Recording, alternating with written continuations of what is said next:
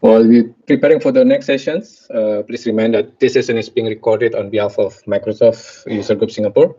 If you do not consent to be part of the recorded sessions, please leave the call. This recording is be available via YouTube channel, live and after the sessions. We encourage you to use chat window in any time to ask questions. Presenter will encourage you to speak up, to ask questions or participate in discussion as well. To ensure good recording, please keep your microphone muted unless you are participating in the discussions.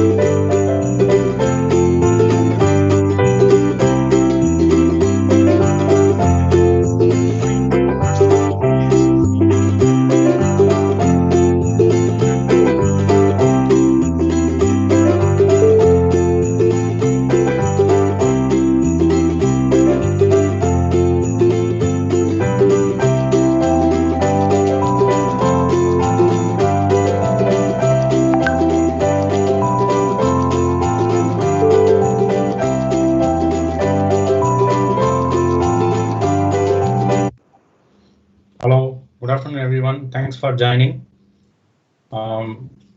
Thanks for the attendance for morning session as well. I think it was a good session in the morning. We had one hands-on plus one of the session from Jiva as well. Afternoon session, we are planning the same as in the morning. Now we will have one hands-on lab from Rivut. Rivut is one of the senior person who worked extensively with SharePoint and now with Microsoft Teams, and he has a very good experience, wide area of experience with some of the Power Automate and Power Platform as well. And after this session, there will be one session on the SPFX DevOps as well. So 2 sessions in the afternoon. Thanks for joining. And one more thing which I want to remind is that after the session, please fill in the survey. For the Singapore attendees, we will try to distribute some of the swags which we have, the t-shirt and the stuff. Please fill in the SG survey, which soon I will share it in the chat window. Thank you so much. Rivut, you can start your session. Okay, thank you. All right, hey everyone, thank you for joining me in this hands-on app. I hope you enjoyed the morning, and I hope you will enjoy this afternoon as well. Before these sessions, we sent out some of the instruction on how to prepare your environment. Pardon? So today we are going to discuss about how to create engaging message with adaptive card.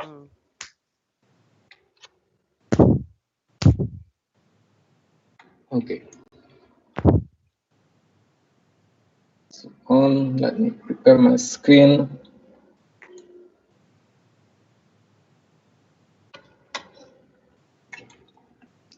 So almost the same thing like what we saw this morning.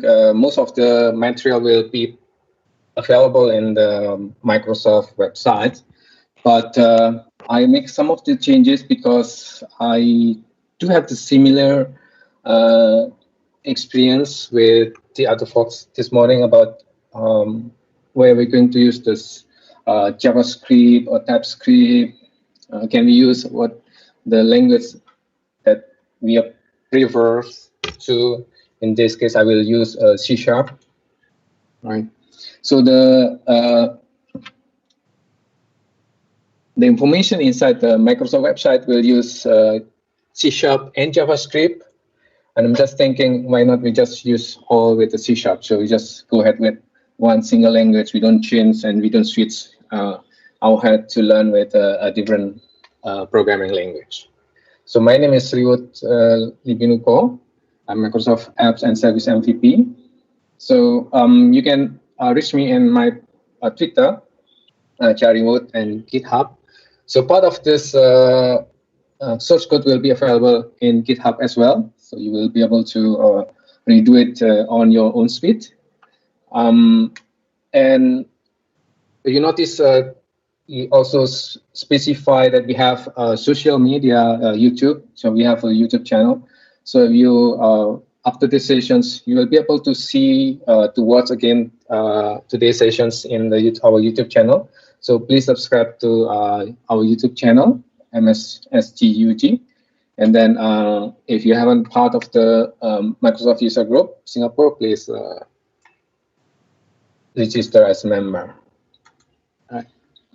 So today we will see about just a little bit presentations to show what is the adaptive card. I hope you all familiar with the adaptive card, but for the one who is not familiar with adaptive card, I will just go through what is adaptive card. And then after that, we go through the lab setup just to make sure that we all have the same setup. And then after that, we have the exercise to build the adaptive card and send to Outlook.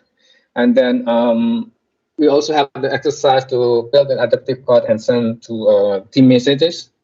And yeah, let's go. If you have any questions, just raise your hand or put a chat, or you can unmute yourself.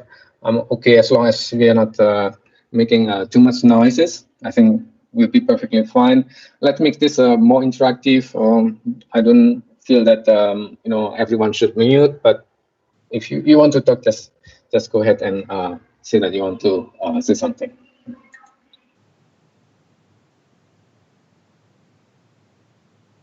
So let's do an overview of the adaptive card. Right. So the adaptive card basically will allow you to show the same using the same UI, same structure, and we can project it to the UWP, WPF, .NET, iOS, Android, HTML, anything. So any of the canvas, right? So it's portable, open, library, low cost, and it's using the expressive. So let's see in a few moments. So it has one schema, so one schema for all. So you can use this one schema for the Outlook. You can use the same schema to publish to .NET, WPA, and Teams. So broad reach and input control. It has also input control, right? So most importantly, you will learn with the same and consistent designer, and then it will give a consistent user experience, native performance with it in mobile. It will be native in mobile. The Outlook will be in Outlook, and we can share, right? So inside the adaptive card, you will see there are a couple of key property cards. Is to mention that this is an adaptive card, and then inside the card there will be a card elements and containers, actions, and input. So containers is the containers that we're going to see. All right. So to design this adaptive card, we'll go to the adaptivecards.io /designers. I'll show you in a moment how we're going to design, and then after that we use that designs to our hands-on lab today.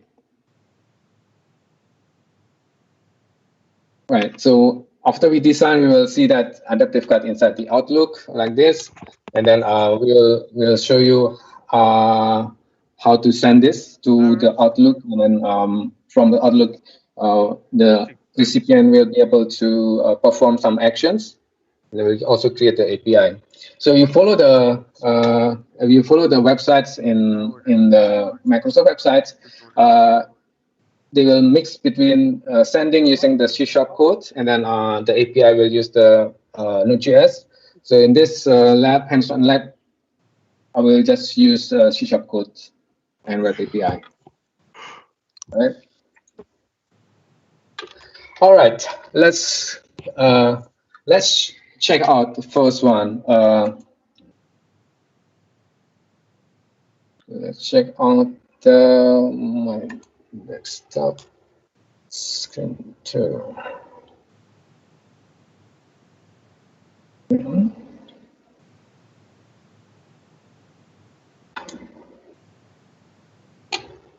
Okay, all right. So this is the URL when you can see most of the content, right?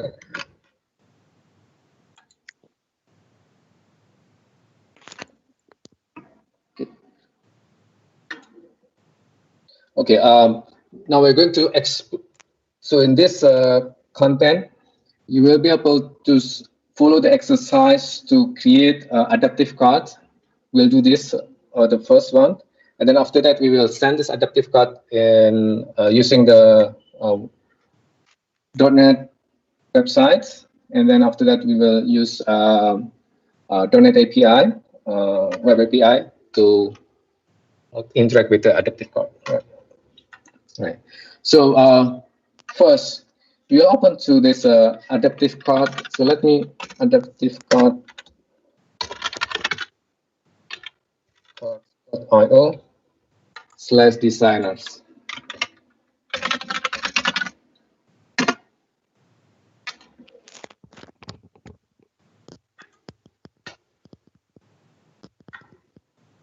Right. So this is the designer of this adaptive card. On the top here, you will see that this is you can select the different host app. In this case, like a Boot Framework, or we can select other. For example, I can select Outlook. I can select Teams Dark Mode, Cortana, Windows Timeline with a different look and feel. Right.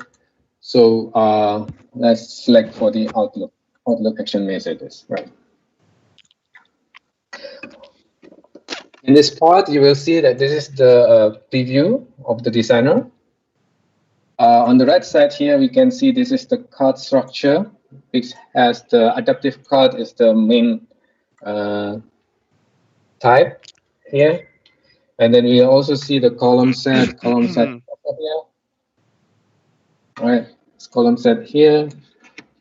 So that define your card structure. So if you work with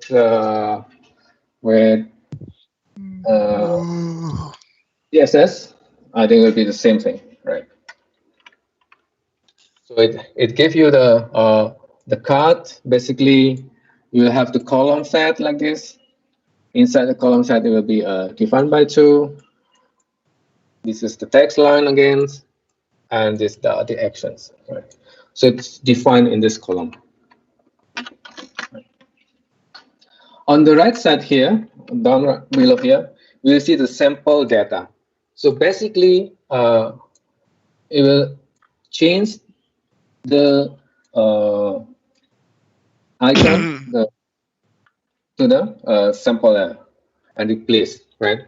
So when we load the adaptive card, the sample data is a simple JSONs. You can use your API to produce this JSONs, and then after that, to produce the end result of the adaptive card, right? All right. So let's go to the code.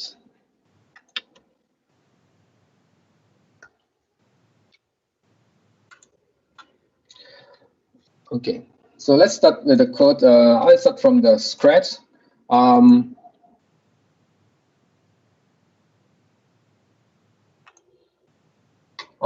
So you have your screen, your console.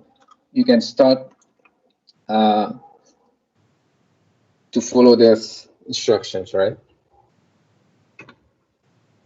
So I will just use the .NET new MPC F Core. I want to do with .NET Core 3.1, and then before I continue, is there any questions? Do you have any problem preparing your environment before?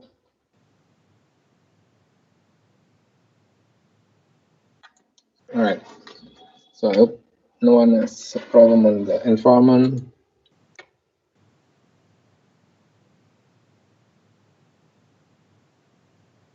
Yeah. So I'm creating a .NET MVC application, just a .NET Core app here, right? And then this will give me a blank .NET Core application. So I just see this one. Let's go to this adaptive demo. So I can just start. So very plain and plain vanilla .NET applications. Nothing. Okay. Now, if you go back to the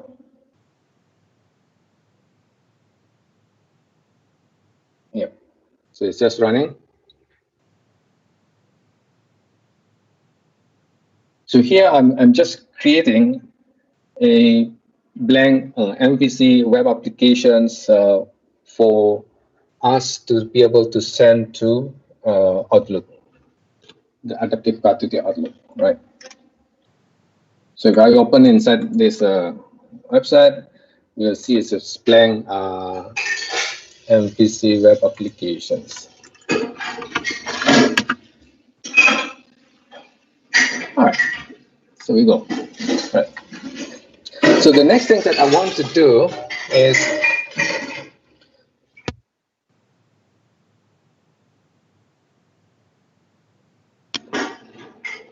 I want to add some of the packages. So first, I will use the adaptive cut package. So what is this package? So we go to the NuGet. Okay.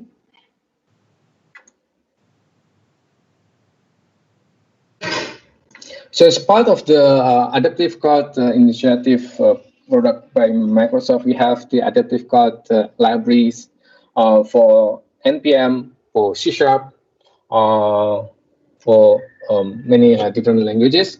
So in this case, I'm using the adaptive cut library for the C#, right? And then I will also use the adaptive cut templating. So adaptive cut templating, right? So just use this one.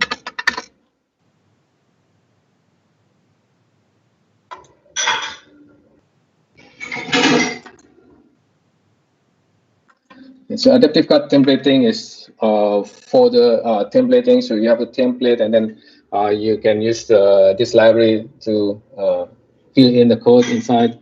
So, and then the next thing I want to add is the actionable message utilities from Microsoft 365.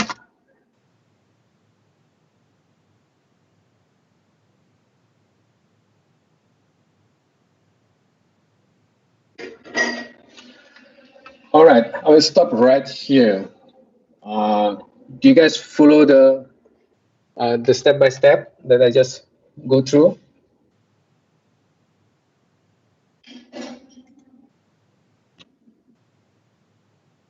Yeah, sure.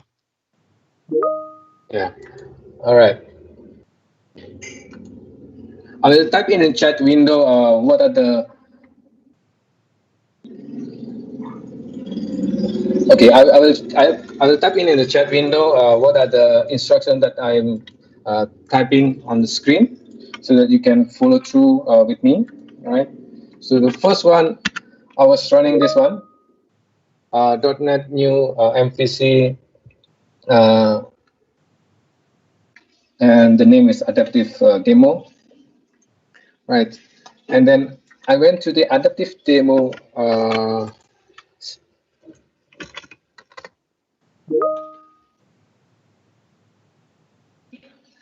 After that, so I'm typing in the chat window, and then I'm running 4 more commands. .NET add packets, adaptive cards, .NET add packets, adaptive templating, and so on and so forth.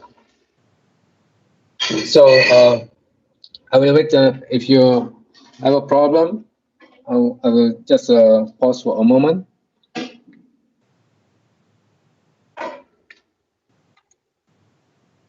Right. So if you go back to the exercise here, right? One of the key points that we need to look at is how the adaptive cut interact with the Outlook, how the actions come and interact with the messages that we send to Outlook. Okay. So here, so this is the how the actionable email life cycle happen. First, we will post the message to Outlook. And then inside the Outlook, it will check for the action, and it will check the web applications. Okay, and then the web application will provide the response to any action posted to this web applications. So we are going to create this too inside our web applications. So I don't want to go and create console and then after that create npm. I just want to create it in the single web applications. So let's do it, right? And then if you notice that we also need to expose reachable public URL. So in this case, we will use nrock. So I already have the nrock.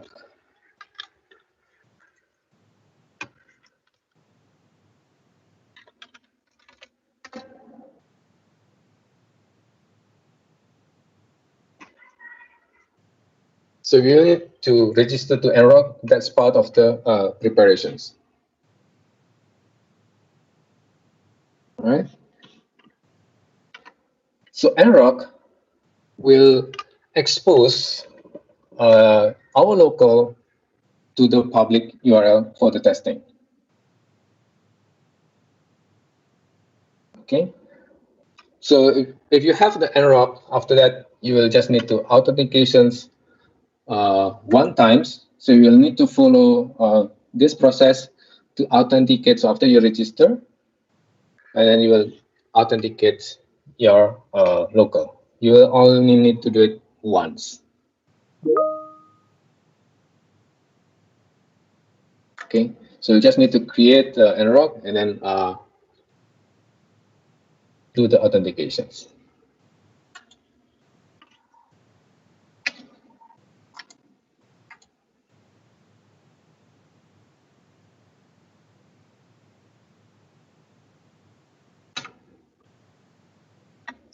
Okay, so in our applications, I also don't want that we modify the template manually, because if you follow the this lab, there's an instruction there to modify the payload manually.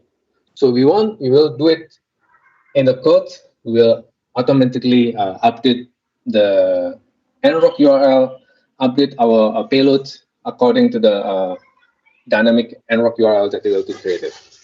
So for that, okay, so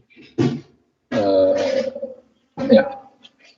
So for that, what I will do, I will add one more package to the applications. I go back to the screen. I will add this fluffy spoon ASP.NET nrock. Okay, so basically, this is the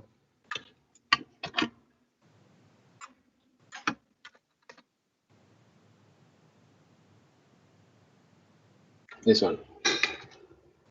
So this library will create a tunnel. We call the nrock, create a tunnel, and then we will be able to consume the dynamically created channel from our applications, so that we don't need to modify it manually. It will be good to go everything. Right?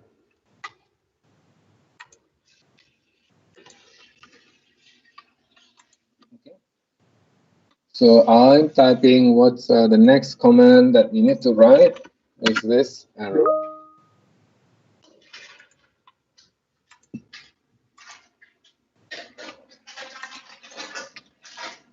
Okay. So next thing I will do is I want to also use this one. I want to keep the tenant ID, the configuration inside a file JSON. So I'll just add file extension configurations, and I will add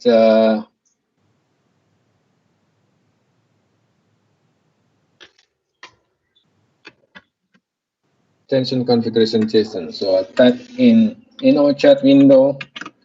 You can type in on your screen.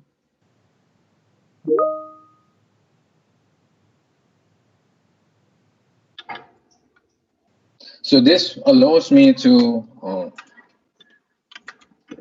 hit the app JSONs, right? App setting JSONs, make it.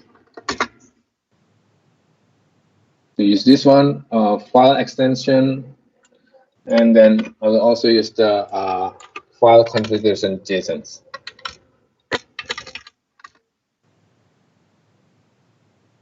This. And finally, last but not least, we will need to authenticate to the Graph API. So we'll use the Microsoft Graph package. So I have a Microsoft Graph API.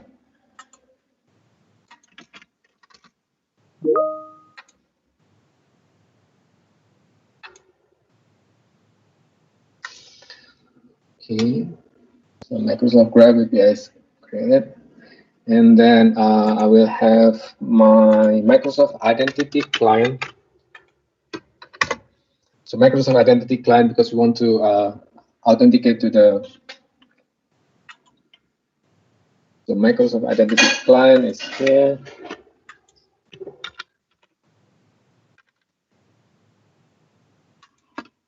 Okay. So I type in the chat window. Please stop me if you're still running the action on your screen. And then finally, I am doing the token GWT. So this token GWT is this one. Identity model token GWT. Wow. So our app is almost ready. Our project is almost ready. Let me open that. So I will just quickly this one. This is here.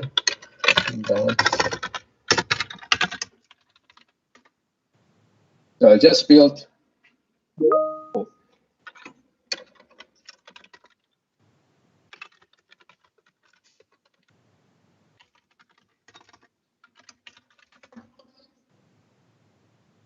So I will be happy that if this one can build. That's it, right?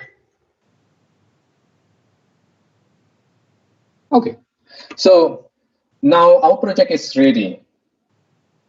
Now remember when you were doing the preparation, right? There are some of the activity that you need to have a tenant ID. Have you guys created a tenant ID, application ID? Yeah.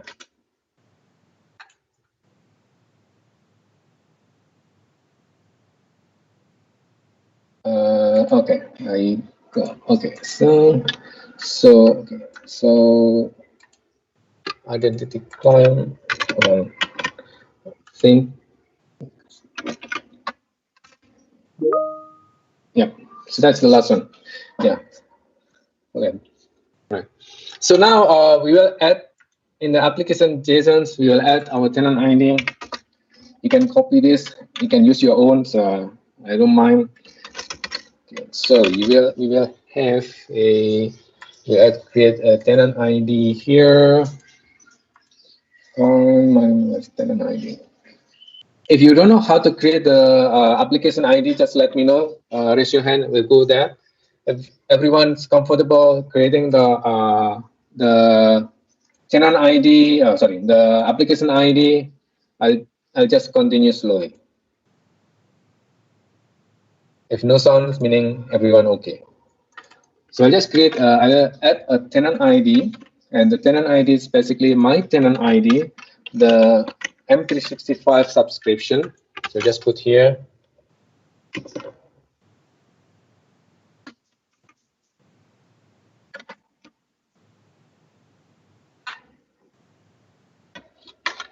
Okay, and then I'll have a create a application ID. The application ID is coming from the registrations, right?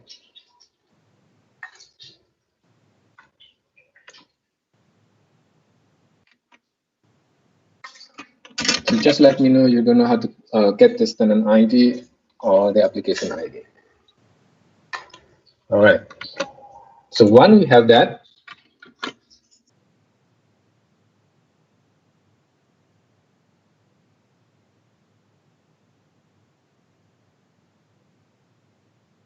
I will add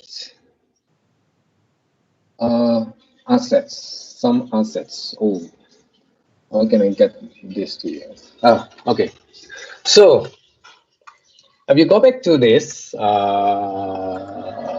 okay, right, this URL.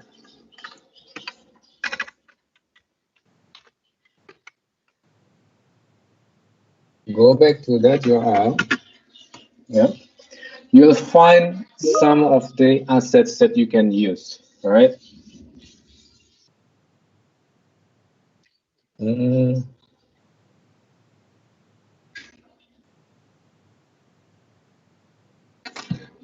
let's go.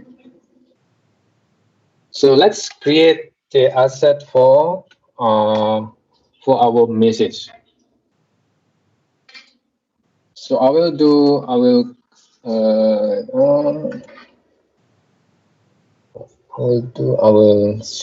share the asset to you guys.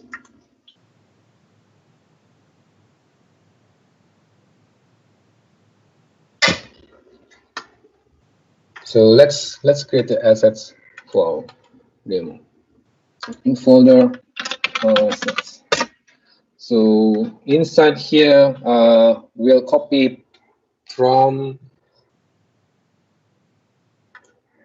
adaptive card. Let me find. Okay.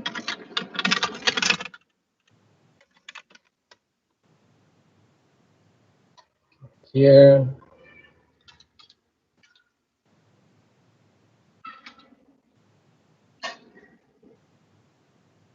So you go to the section number 5. Create actionable message for Outlook with adaptive card. You'll find there is an assets, an adaptive card.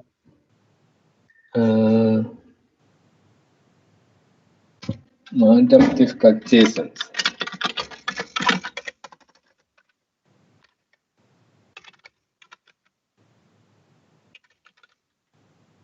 Okay, so there's an adaptive card JSON. All right, so this one.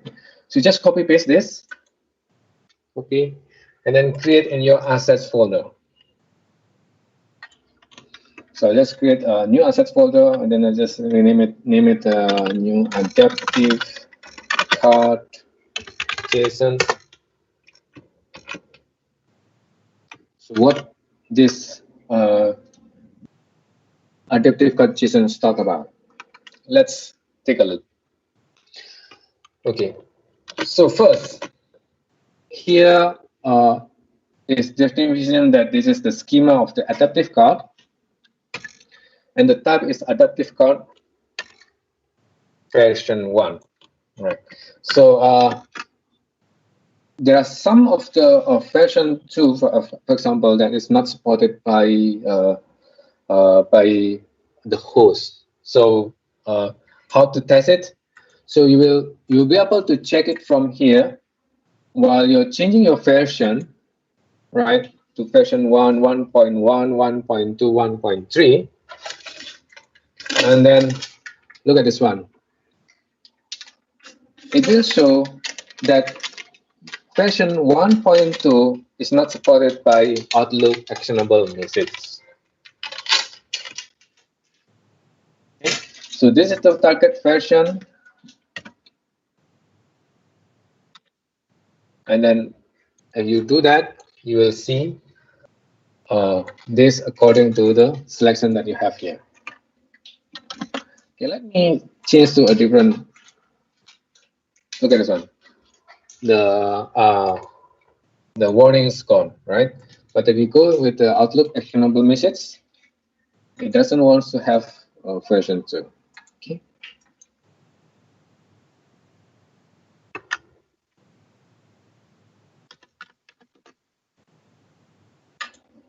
Okay. So version is important according to the host of your adaptive card later. And then here, these are bodies, text box, and so on and so forth. And if you want to see this, how it looks like, just copy paste this to the designer, replace everything, and that. All right. So this is what we're going to see. Okay. And then you notice that actually we just hardcode everything.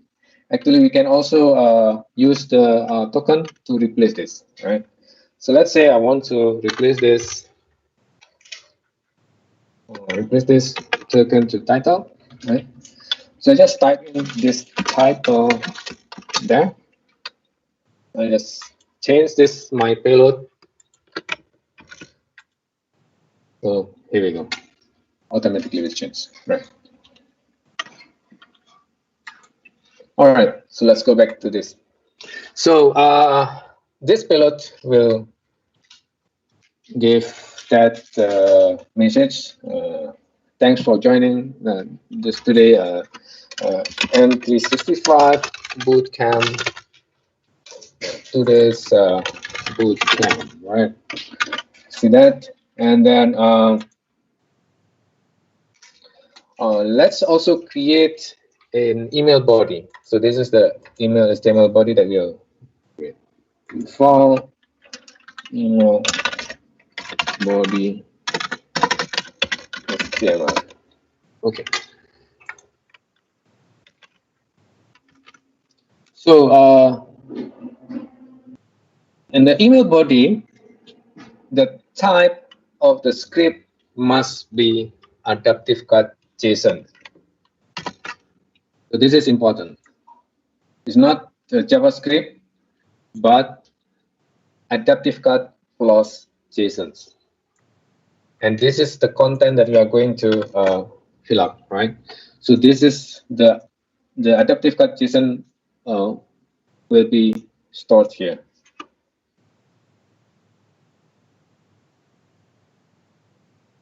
I'll make a pause. I'll make sure that everyone follow and have the project ready with this. So you have now adaptive card JSONs and you have a email body. Yeah. Anyone? Okay. Everything okay? All right. So if everything okay, let's continue.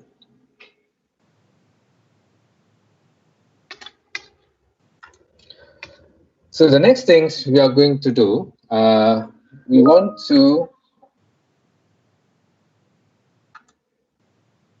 okay, someone make a picture. Email body content. Okay, email body content is this one.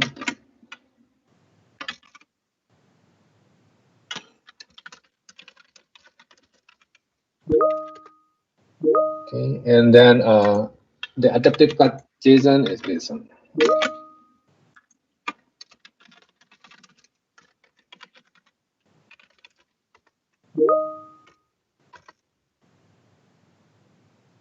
Oh, I cannot send the adaptive card JSONs.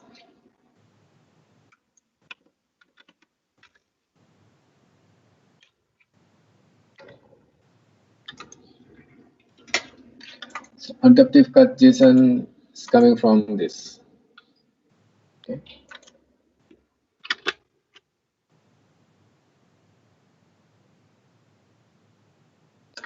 All right. So let's continue.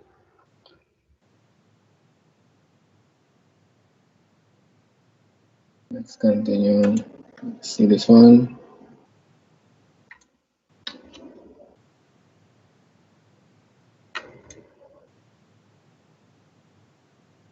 So let's start to update the program.js to let's start to update this program CS, right? So we want, remember, in the beginning we have the Ngrok. We want to make sure that Ngrok is running here. So we just update the program.js to have the Ngrok inside. So we just type in there, use Ngrok. This one here, using a fluffy spoon.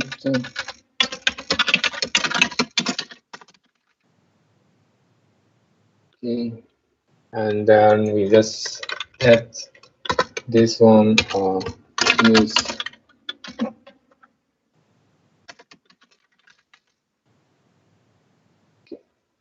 oh wait, should be there.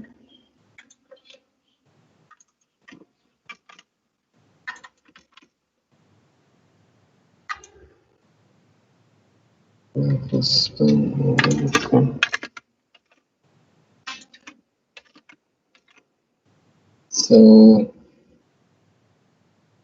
Actionable Messages.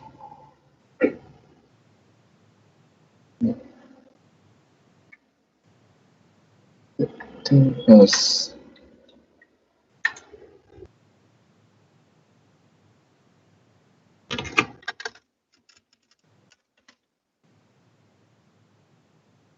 What's reference? Let me see. I think you're missing a curly braces. That's it. Yeah, I think it's in progress. Yeah. Where's my missing curly braces? Da da da da da. That's braces. I got this one. Oh.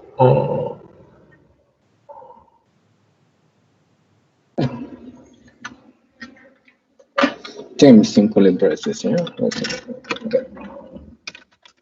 Let's build this one. What do you want to turn on?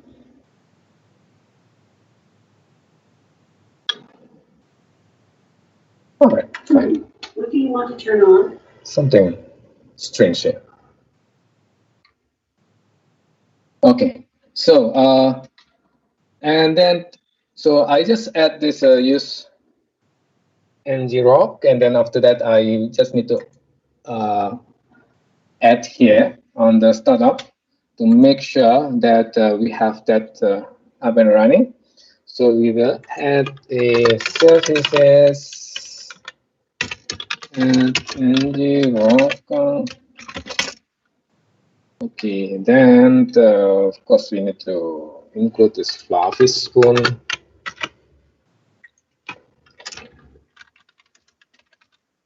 Fluffy spoon is the okay. So if everything okay, right? You just need to run it. .NET run. Oh, I think I haven't saved.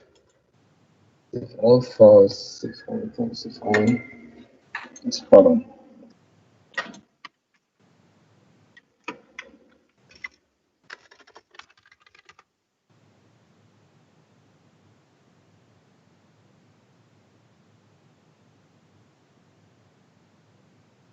Okay, 27. That's why. Add this one. Space.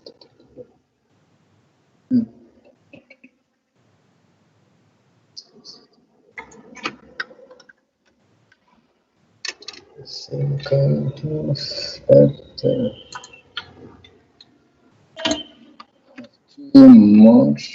1, 2, 3, 4, 5, 6, 7.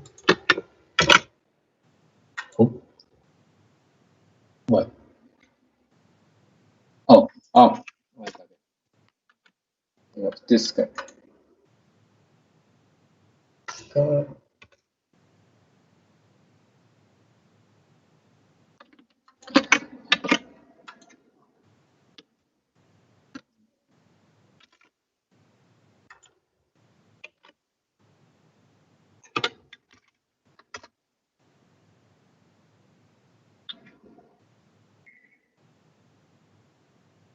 must install can be found. Okay. All right. So I don't know why this one's still coming, but anyways, okay, running. So let's run it. So when you run, it will show that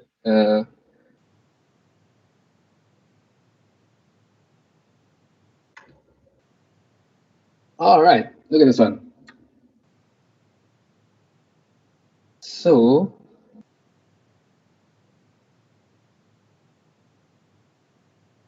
here, right, the Fluffy raw that will download the nrock files, extract, and then it's ready for us to use.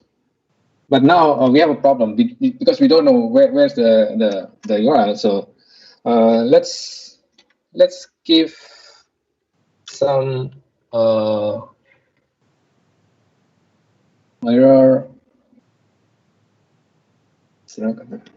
Oh, okay. So error because use nrock automatic URL detections. I forgot to add that one. So just add the use nrock detections. Let's go back to this. Okay. We go to this configure and then add use this detection.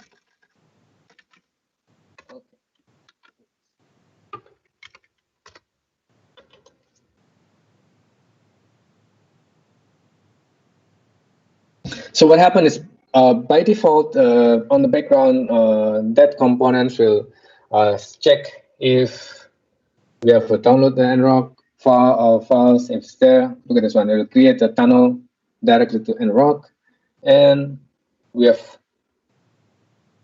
all stuff. But problem, we don't know where is it. So then I'll stop here to make sure that you guys are able to run it at this juncture to make sure you can have this running.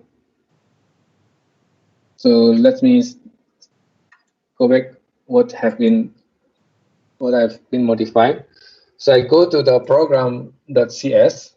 I'll just adding this use nrock, and then I add using a fluffy spoon.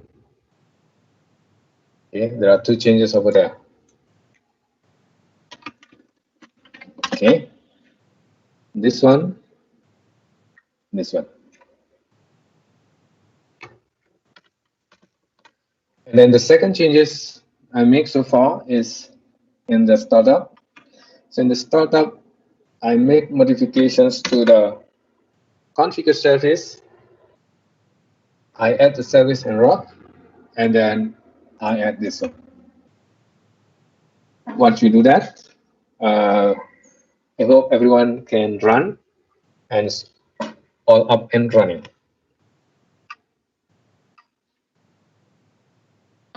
Okay, so I hope everyone's running. Now we want to see where are the URL, right? Just to make sure that we are working, that it's working. So I want to modify this one, the homepage controller. So instead of giving us this here, I'll show the URL tunnel from the nrock so that we can see it. Right. So what I will do, I will modify this home controller. I will add the class initiator. So this public home controller. Right. So just add this public home controller, and we will add three over there. So we will add. Oh, it's there already. Sorry. So I'll modify this one, right? This init. So I'll just add nrock hosting.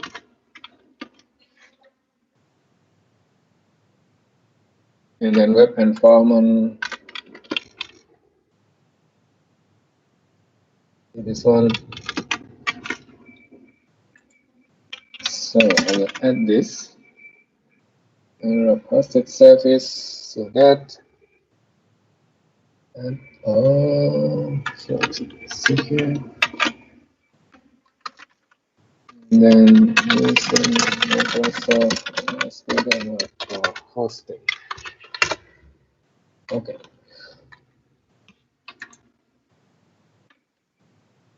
So I will put a new. So I will add the nrock hosted service and web host environment for our local. So just nrock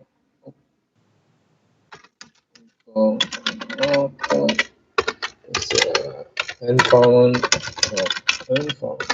Okay.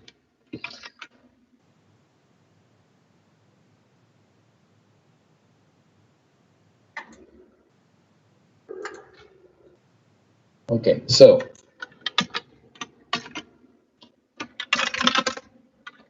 well, my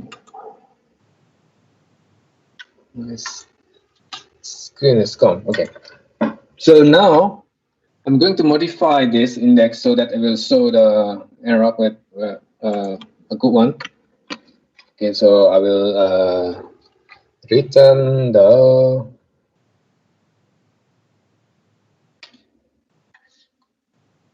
so I will return that one.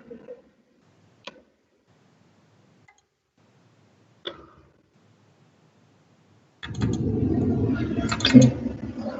So for that, my home controller will modify with all the. Okay. So I just make it as assuming you don't need to do that, but okay. So I just modify this one as action result. So I will get the tunnel information from the error, and I'll just return the tunnel. Okay. So here in the home controller, I do two modifications. First, I add this. I'm adding this to nrock services and iWeb hosting environment to the home controller sector, and then I'm modifying the index to get the nrock tunnel informations, and then I return this nrock to the view. Okay. Okay, so that upsetting. Okay, so upsetting JSONs basically this is from my tenant. Okay, so it's okay that if you want to use this one, it's okay.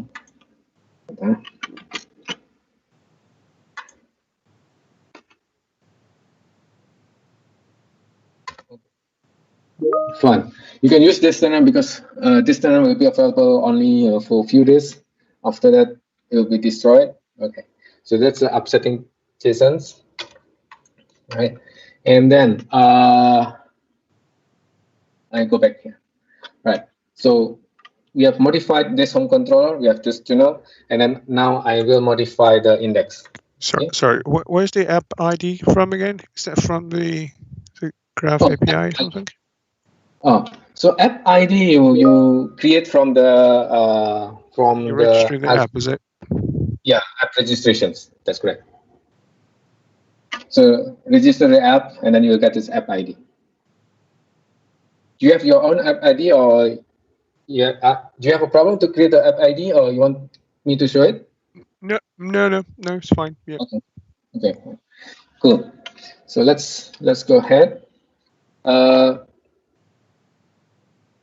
So I want to modify this so that we can see the different channel that we have. So later on, make sure that you will show it to us. Okay, so I will just go here. We'll add this model. So model is model. So we just, because we have a list of the channel. So and the model about fluffy. Fluffy stone. Okay. Go here. Let's copy this. Rock.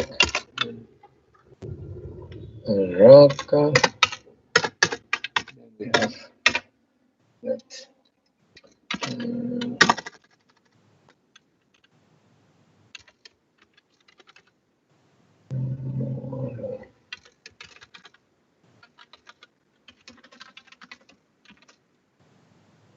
So it's to be that.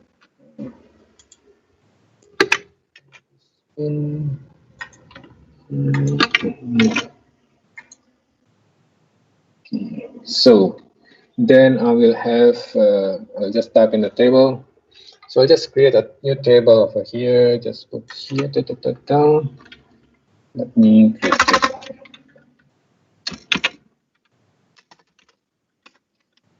It's to,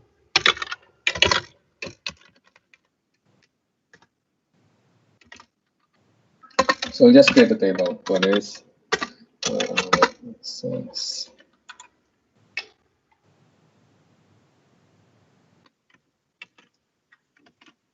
Basically, this table is just showing all this channel, public name, URLs.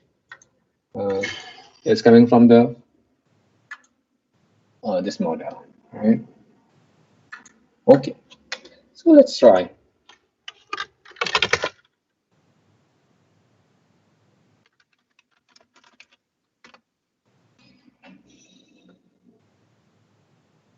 To run it, so if everything okay, you should see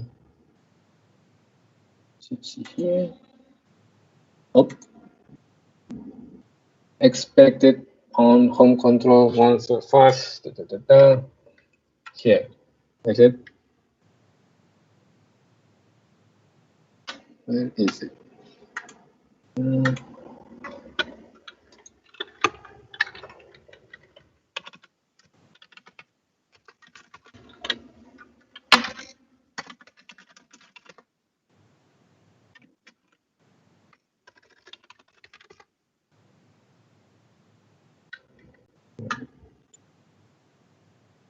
Saying that. What is this? 35. 35. Line 35 is this. Oh, this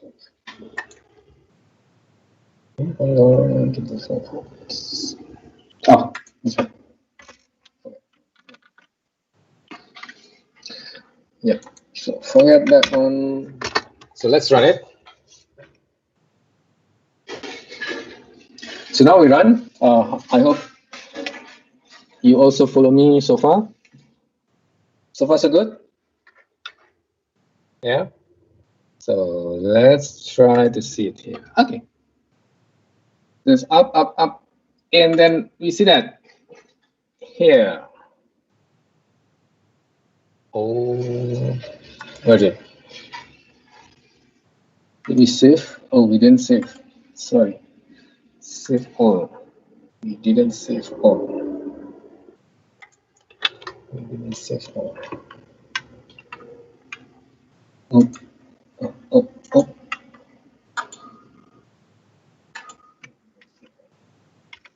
Let's.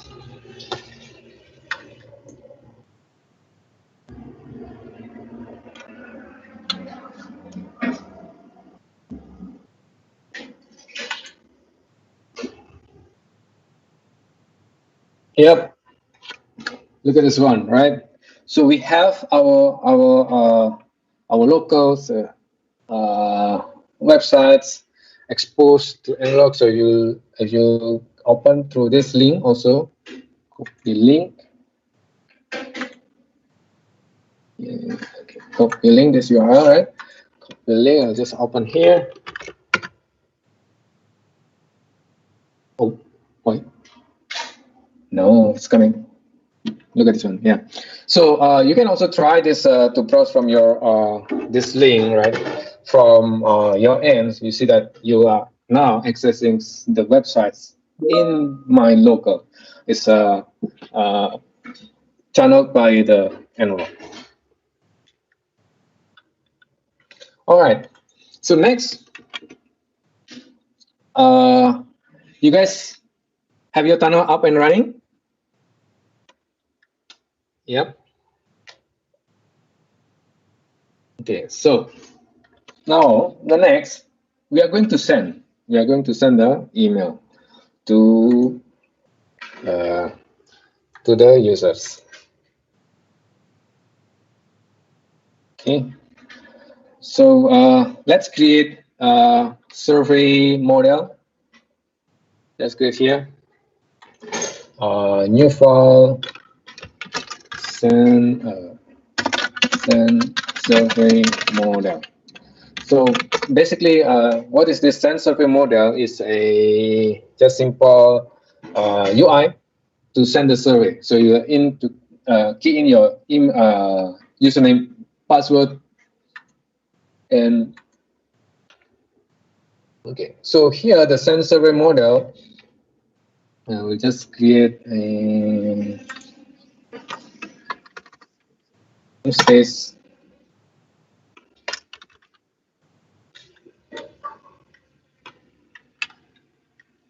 Copy this one. I just copy this. Namespace things. I just copy so that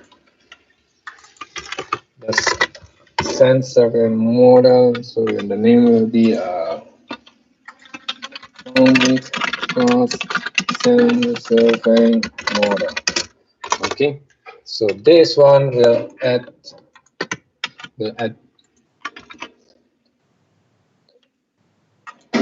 key. So we'll add data annotation.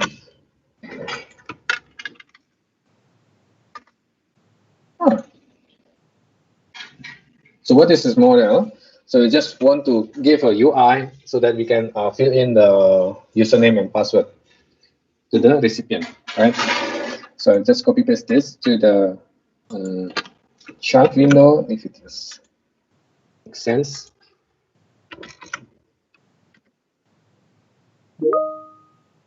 Yeah. Okay. And then I will add additional here inside the home controller to show the send survey model, to show the send survey to the user. So I'll just add here, maybe here.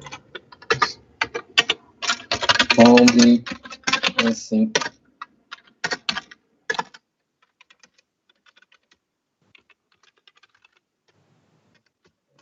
So send survey. All right. Let's do the send survey view or return view. That only. So let's do that. So I'll just create that, and so this one basically will return a send survey view. So send survey view will just create here. It's a simple, just copy paste this index, just rename to send survey.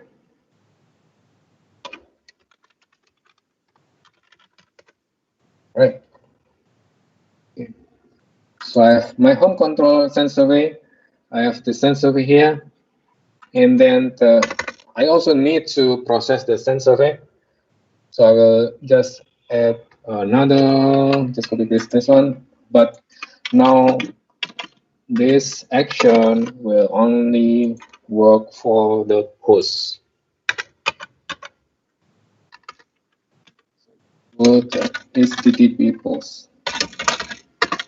So what happened is when I put this attribute, right, this send survey, this one will only receive on the post. So I want to have the send survey models survey.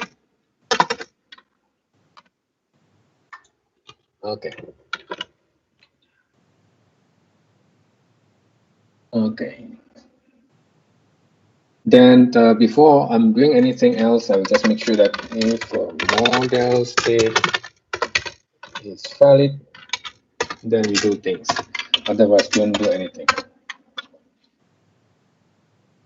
Okay. So this is the construct that we are going to do. Are we good here? Okay, so is this good? Let's start to modify this sensor array. Currently, it's still a copy of the index HTML. So now we modify this to show a form, right? So this one is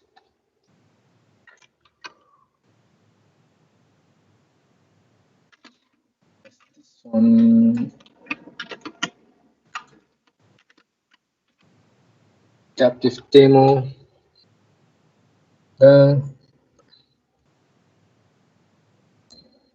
So this one's a little bit big. I know that.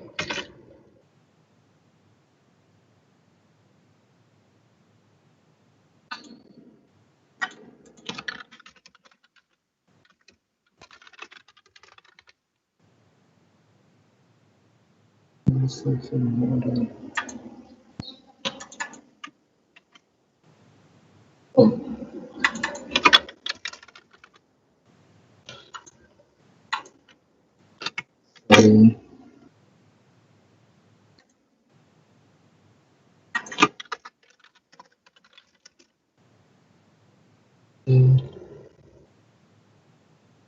And then here,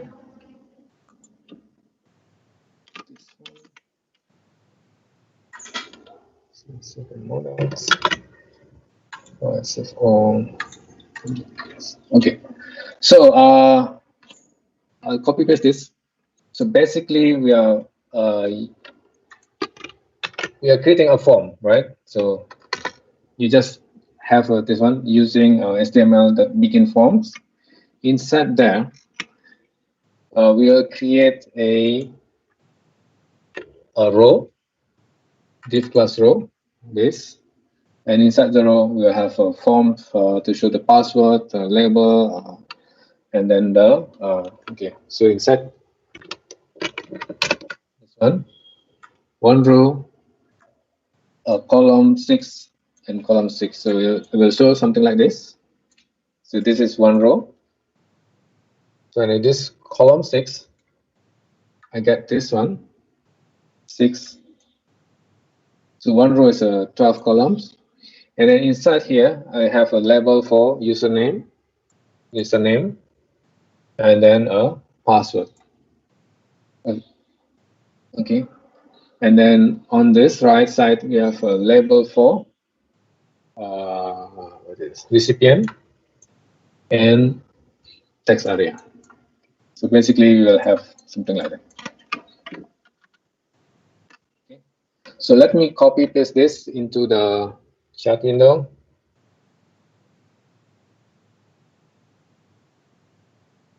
So that you can type in. Okay, sorry. Need to sort and cannot. So basically, we'll have that the HTML begin form. So inside the HTML begin form, you will have the first one. The first part is this. Yeah. And then the second part is for the send.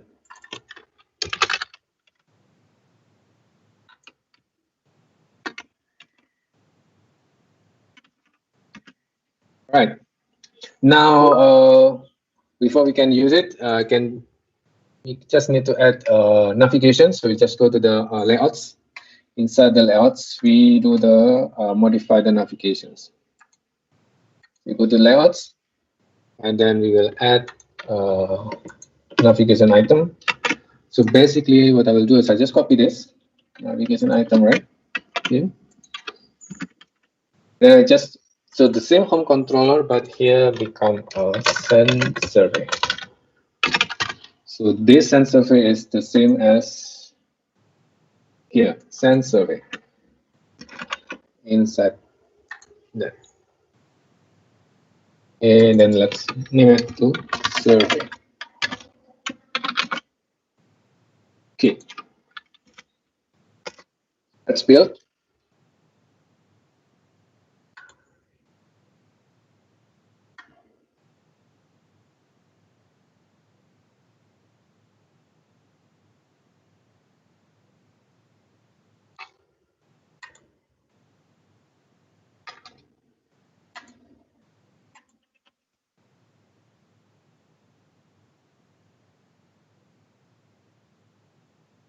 Okay, it's good.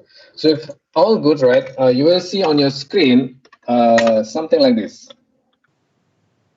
So just run it. This one's no longer there.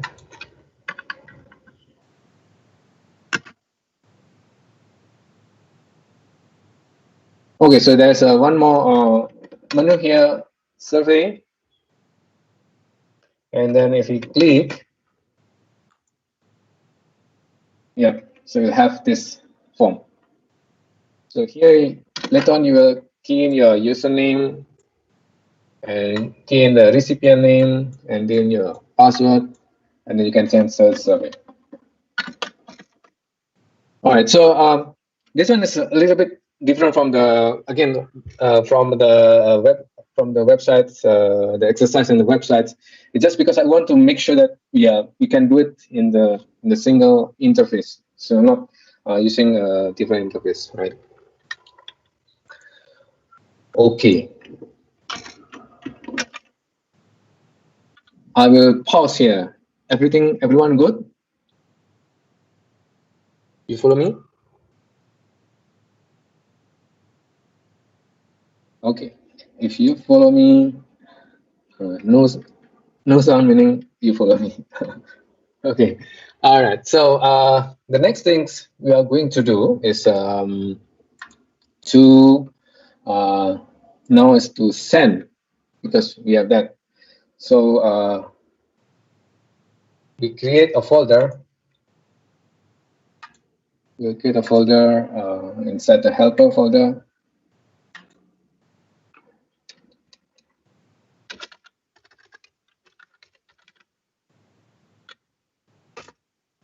Okay, and then we will create a new file.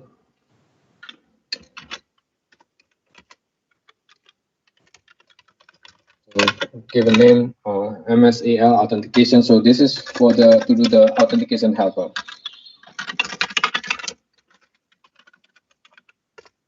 Okay, so where's the code? So the code is here. So you go back here. Yeah.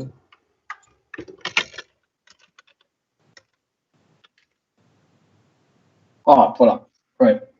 So here, if you go back to the exercise, right? You see there's a part to create a MS.NET Core console application. So we didn't do the console applications, but instead we used the web applications together. And then there's a JSONs. So this is the one that we did already. We create the app setting JSONs. Right, now this is the helper class. So simple, you just copy paste this helper class to your project. Right, you make sure you rename the namespace properly so that it will work. So go ahead. So this is MSAL provider CS. Just copy paste, and then that will be your helper class.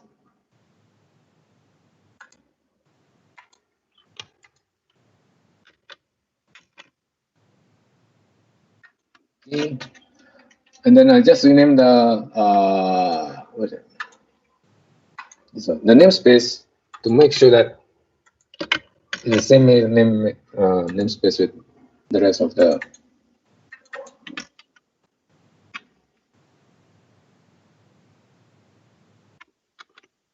Okay.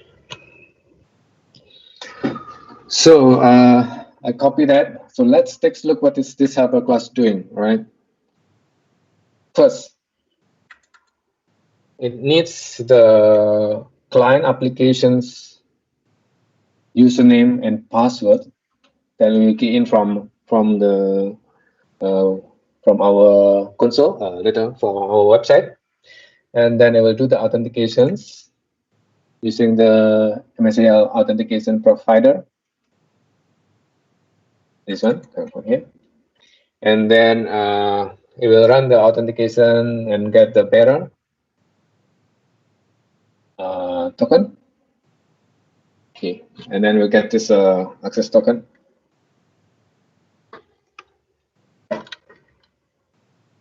Okay, so once you have that, you just need make sure that everything is buildable. Just .NET build. So I do it many times during the development, just to make sure that all the steps okay. There's no breaking inside.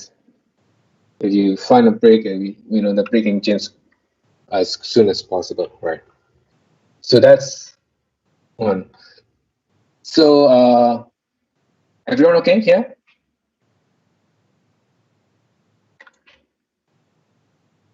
Yeah, I'll take a pause.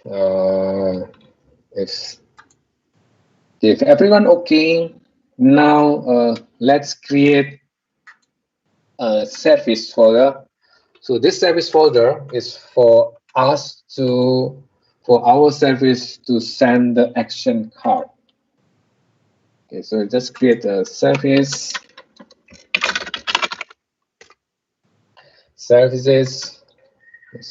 inside the services we will have just create the action card.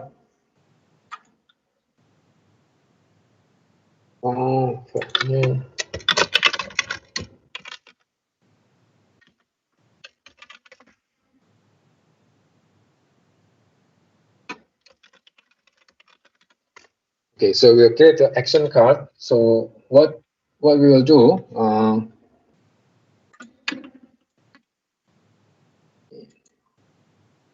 so first, of course, we'll just put a namespace. Put the namespace. Spaces. Okay. Then after the namespace, we just put the name of this class is public class action card. Action card. So inside the action card, we will need a logger. We will need so just put the logger to that logger. So just do that.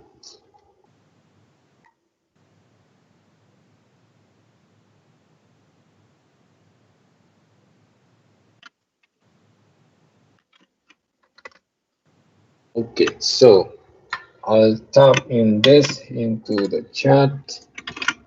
So that will be the using for that action card. So inside the action card is the primary contract for that. It's just simple action card logger.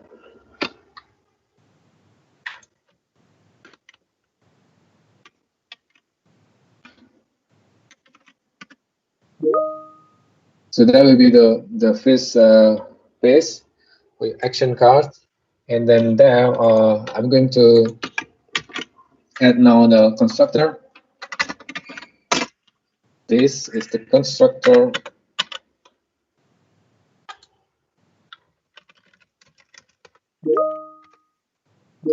Okay, and then after that we'll create send actions async.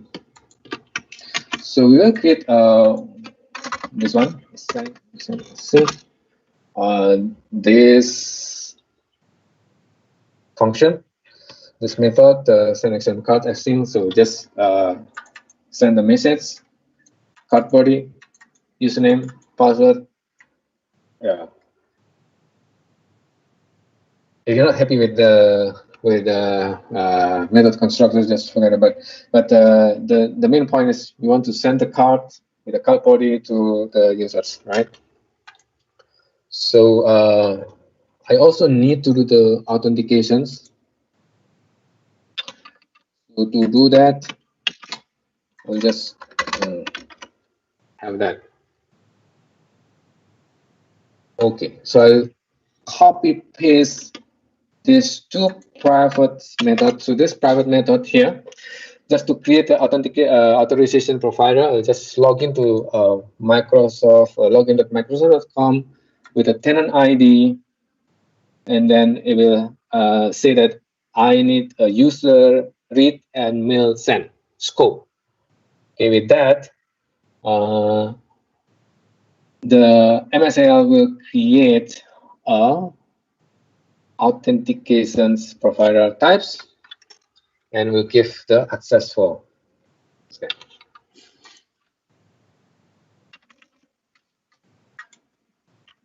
Just if you ask me where is this code coming from? Okay, so this code is coming from here actually. Look at this one. Yeah, up here, right? So here there's an authentication provider. Just copy. Just do some slight modification because we are now using the action card. So I just copy paste here. So I have this one, the action provider, and then I have the Grab service client. So these two I copy paste into your screen, your chat window, right? So these two. Now let's see there's a send action card. So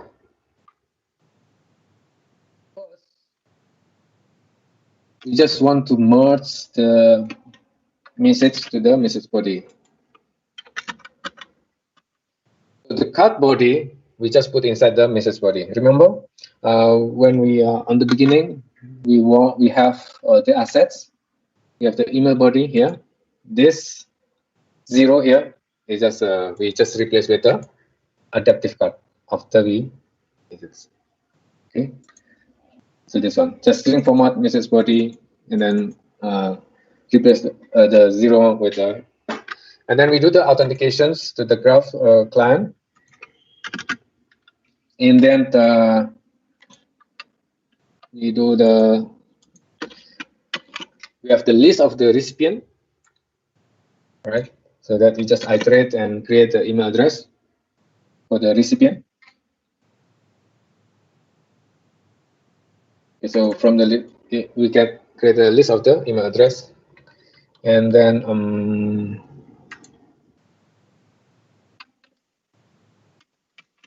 we will go through all the list of recipients and then send email one by one.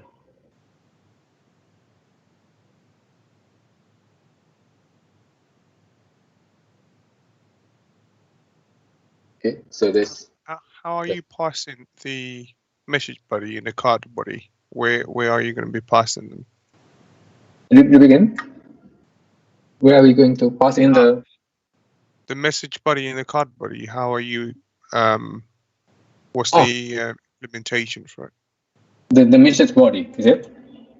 So you're passing the message body and the card body, and you're that's correct. you're merging the message body up there. But where are you going to be calling that method? And yeah. So okay, let me good question. So let me trying to understand your question, right? So I have the message body here, the HTML. The HTML message body there, I will pass in this card basically into this. So you're loading. Yeah, so you're loading the file from someplace, or correct. Later we will load it. Okay. Later we are going to load it. So this action card is not yet loading anything, right? So this action is just a pass in the JSONs to this message body later. So we haven't done that part yet. Yes, fine. Cheers. Yes. So I'll pass in this to the chat window. Hopefully you can follow. Yep.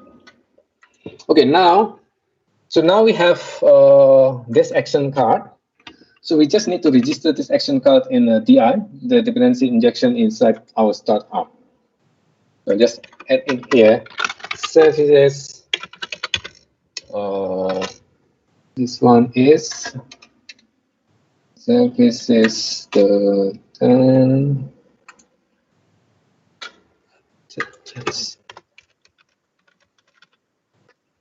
I load this chart here so that I can use it in my controller. So action card here.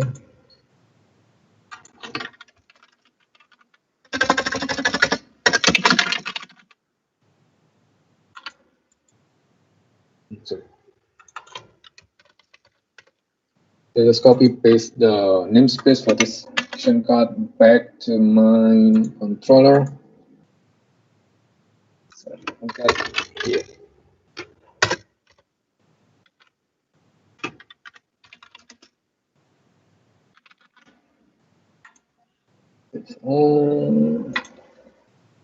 Okay, good. Okay, so I'm back in the home controller. I get this card, and I have also I register the card. I add the card inside the register the card inside the startup so that it will be handled by the dependency injections. Okay, so now I can use the card in my controller or anywhere inside the applications. So I just say here in my applications, card. Let me maybe we can name it as email card, or I think maybe maybe email card, action card. Email. So here we have the email.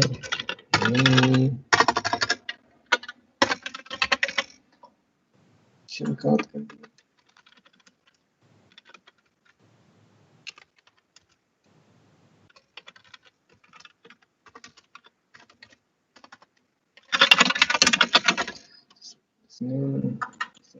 That good there.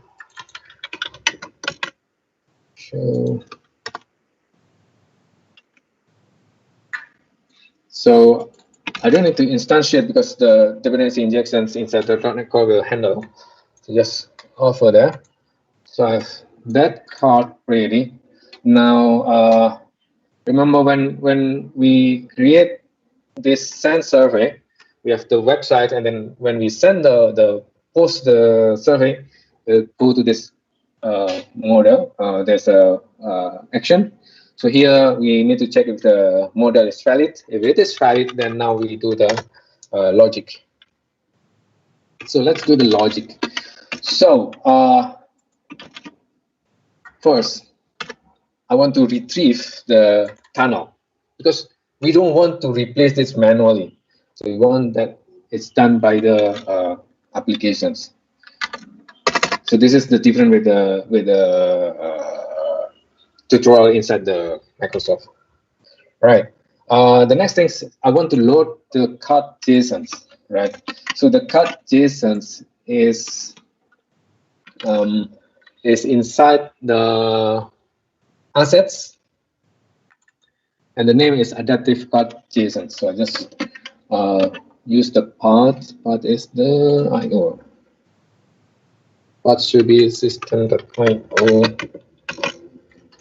Set this here. Okay.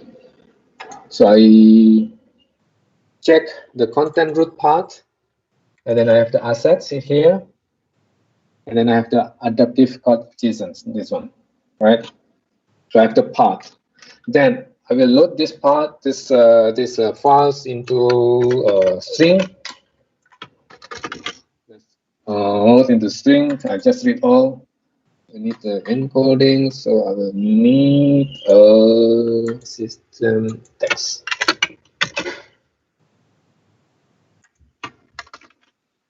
Okay, so after I load the JSON string, then I will need to parse and I load the JSONs.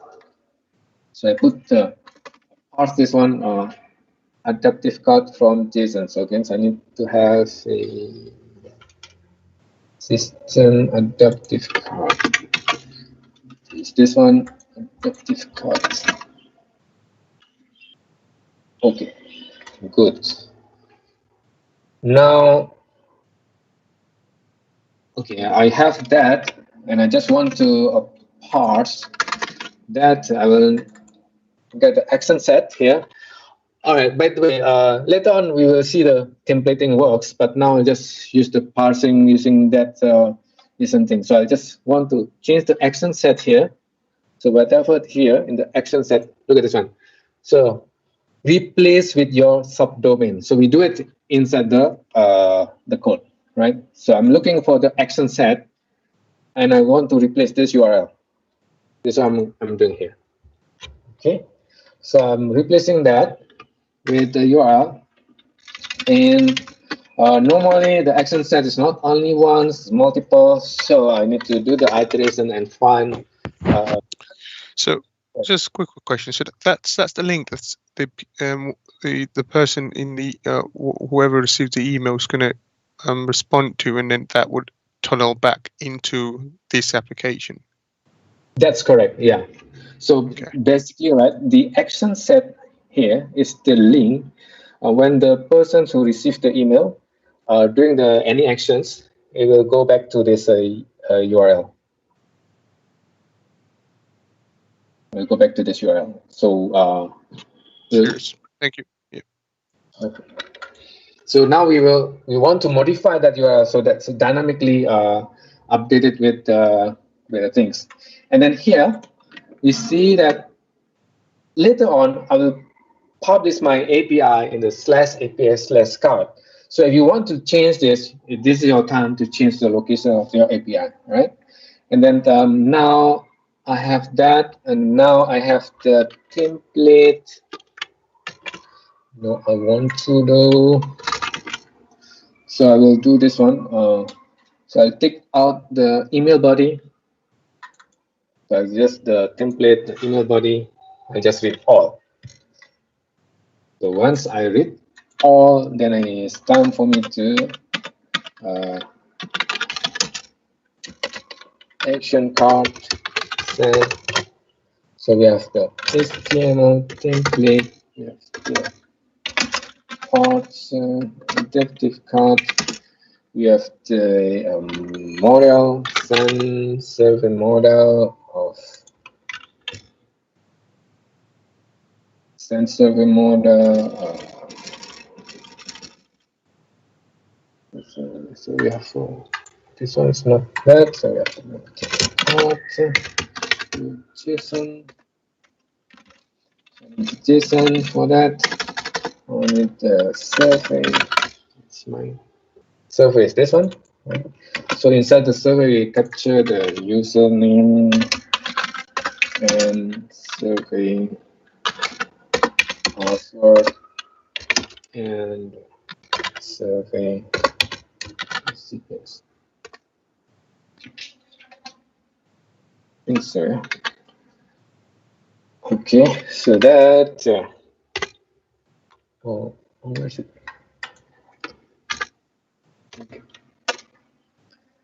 Okay, so we have that. I paste this into the chat window. This is HTTP portion of send survey.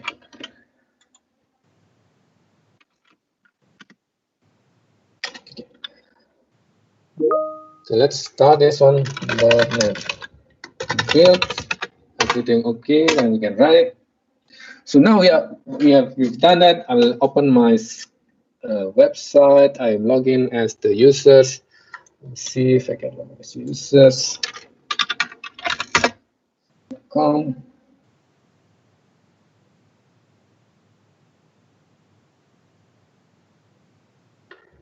So I'm going to log in as the users here. In this case, it's Megan Bauer. So you can use also this one. Okay. No, it's not here.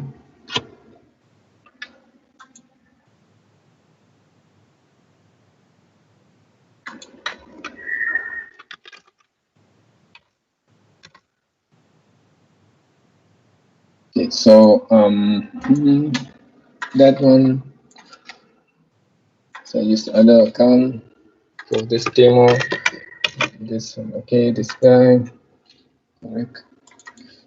Yes. Good. Okay, so let's go back to this survey.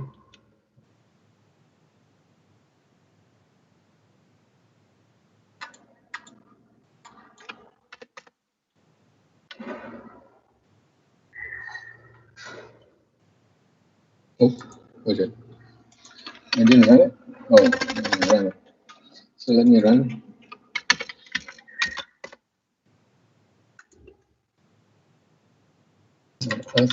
Okay, look, office.com.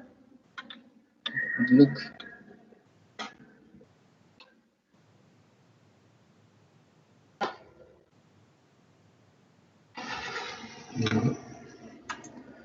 Log on.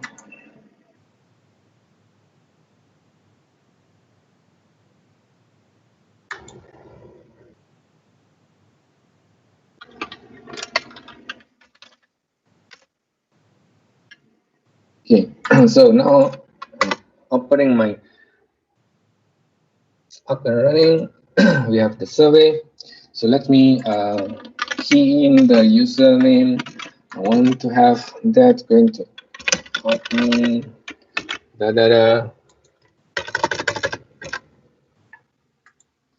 So this password.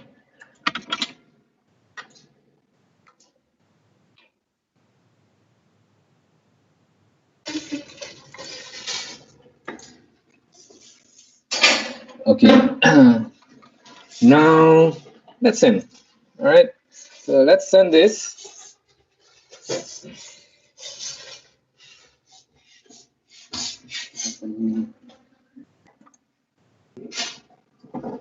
What's going on?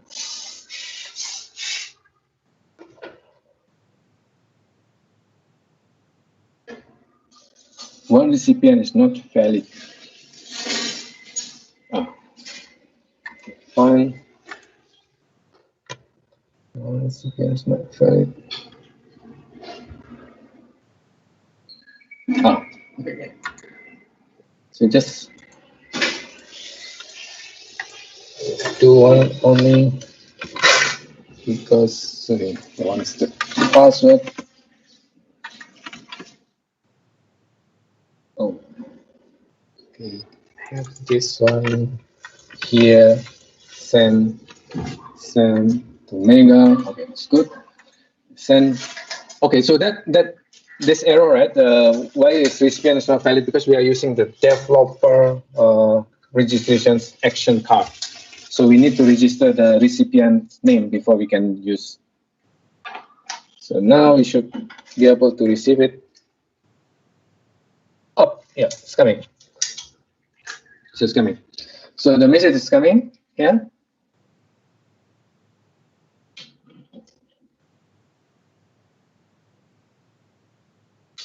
Okay, there's the message.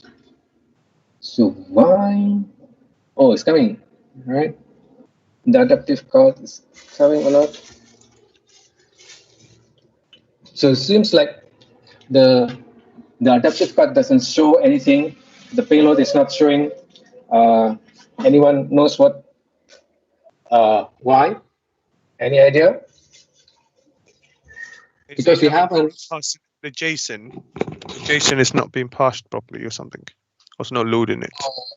No, JSON has been parsed, but the API, backend API has not been populated. So we don't have the API first yet.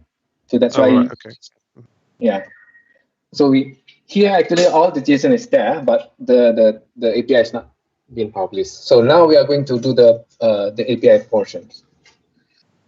Okay, so you just create a new controller over there. Mm-hmm. Yes, any questions? No, of course. So we haven't implemented that API element to bring it back to connect back to the, sure. So we send that, now we're going to create the API. So what we're going to do, we are going to create just a new controller, a card controller. So just, because the name is card, so just put a card controller over there. Just create a new control, card, CS. Okay, so same thing, just this is coming from that. Just copy paste the construct. Actually, I don't know if you guys use this Visual Studio Code mods, but what I don't like is I don't have the namespace created automatically. I don't know how are we going to do it.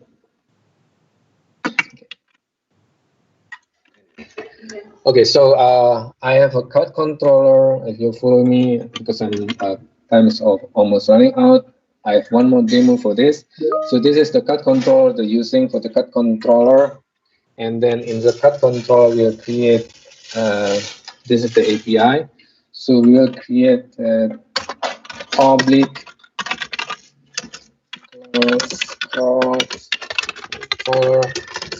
controller base.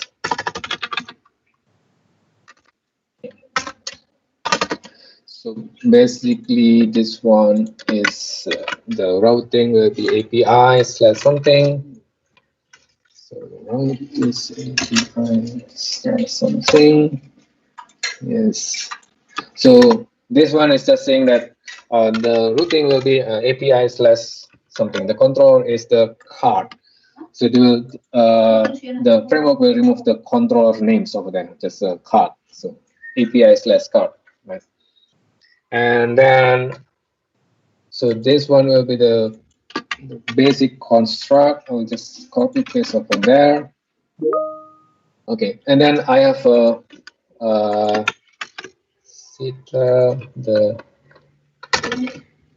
okay. So here, this is almost same like the home control just now. We have the logger, we have the nrog, we have the web environment. Just make sure that it's instantiated by the I, and then I have one simple post. So one simple post is for the API to receive. Right. So what is this post? So just return. Okay, here.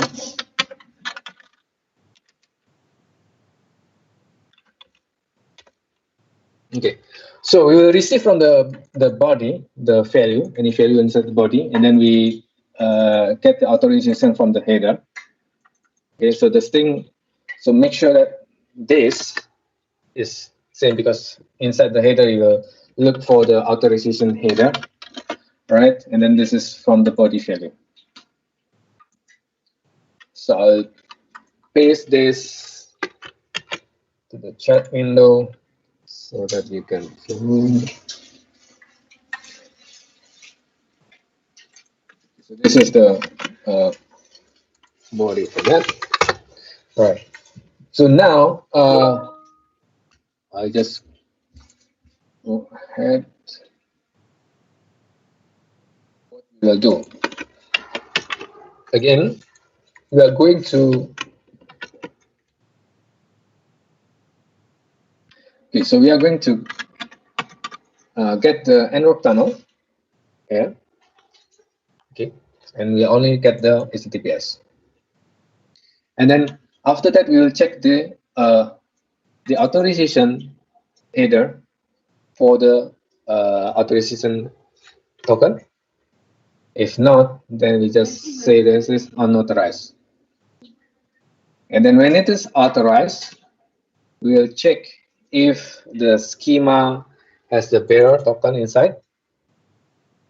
Okay, so there's a schema, and then there's check the parameters. Basically, this one will be the error token, and then we will do the validations. So this actionable validation is coming from the actionable message token validator. So it will do the validations. So the validation will check against our action URL whether this is message for our URL or not. If it is message for our URL,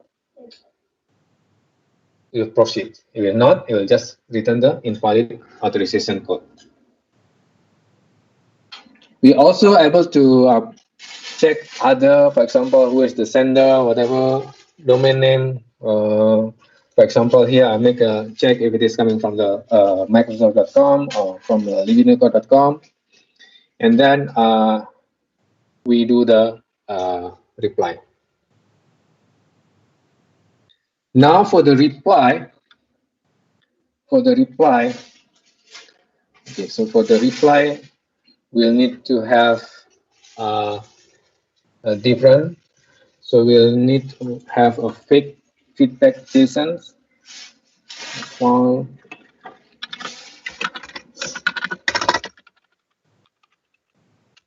Okay, so we create a fake feedback, and we'll have another file, response card JSON. Is this just two JSONs we need? Where is it coming from? So I look at that feedback JSONs coming from here. So you go to this exercise, you go to the next.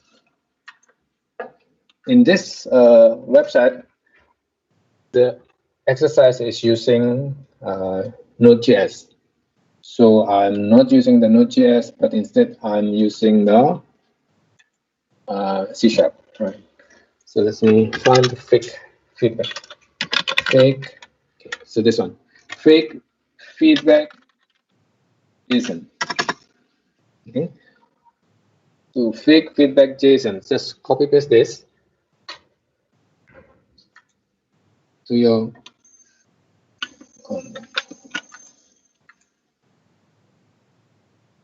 just copy paste this one back here. Copy.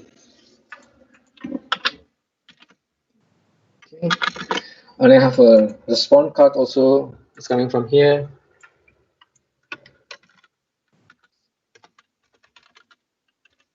Response card. Okay, so it's response card JSON. It's this one. So what you see that this response card will have a thank you, and then after that the result. Okay. So the response card here, if you notice, they are using the npm, but we are not using that npm. We just use. Okay, just copy paste the response card.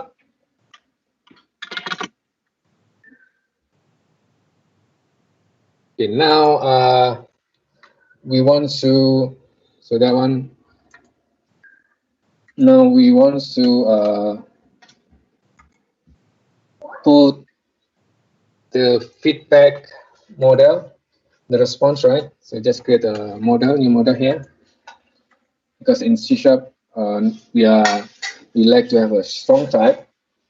So just create a new model, new files. We say feedback model. This is to store our feedback model, which is the response that they will see, rating and comments. Okay.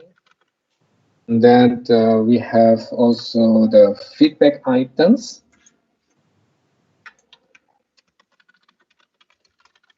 This is for our quick response, for our response. Yeah.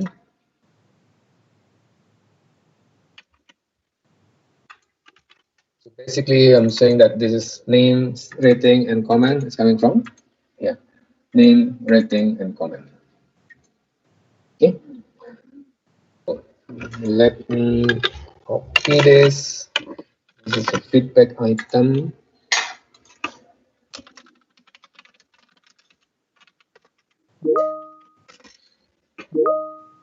And then this is the feedback model.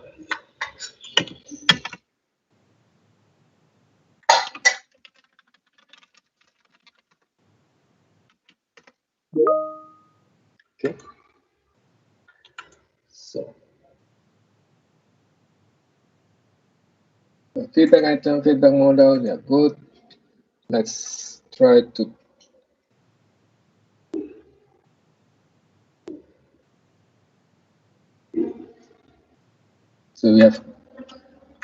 so we have that feedback models created. Now so we have the request process, right? Then now we also process the feedback here. We read the feedback JSONs and read all the text, and then we build the response. We add the response to the feedback. Okay, and then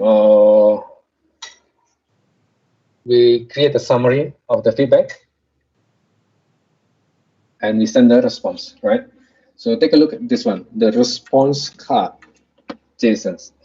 So we take a look at this response card JSON here. We have feedback, we have name, we have rating, we have comments. Now, the response card that you see inside the web is not up to date, right? So this one will not work. So instead of that, we need to have to put a $sign. For all the parameters that we want to say, we need to put a $sign here. Okay, remember? So here, here, and here. Also, of course, the okay.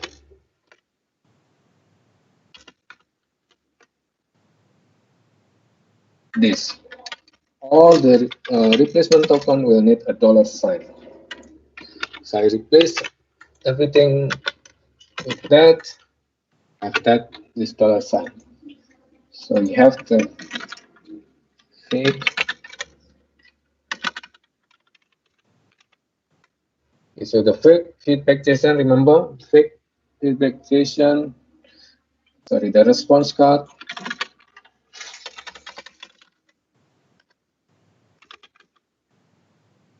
Okay, so this response card is incorrect. This one, you need to put $sign here. Everything for the replacement, you need to put $sign. All right, are you guys following me? Then I think we are good. Run here.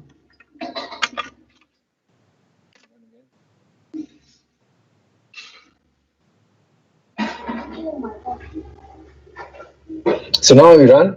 I think we should be able to. Oh, okay. What's in? Oh, not all. What's going on?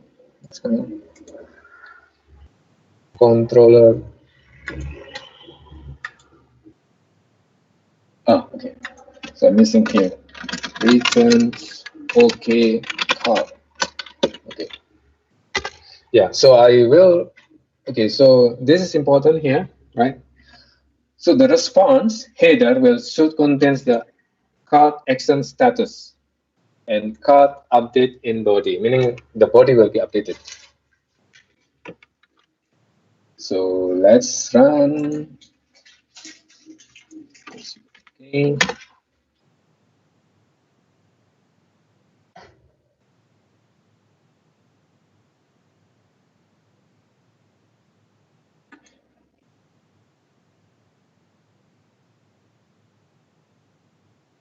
So we have this email Megan.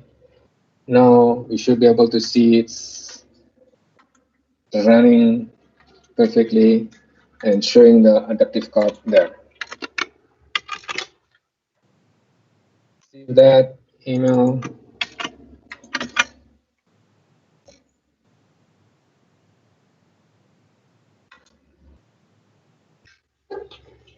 Okay, while we are waiting for the email is coming. Yeah, very fast. Oh yeah. So how is it going so far on your side, guys? Can you follow? You have the emails showing like this. So if I reply this one,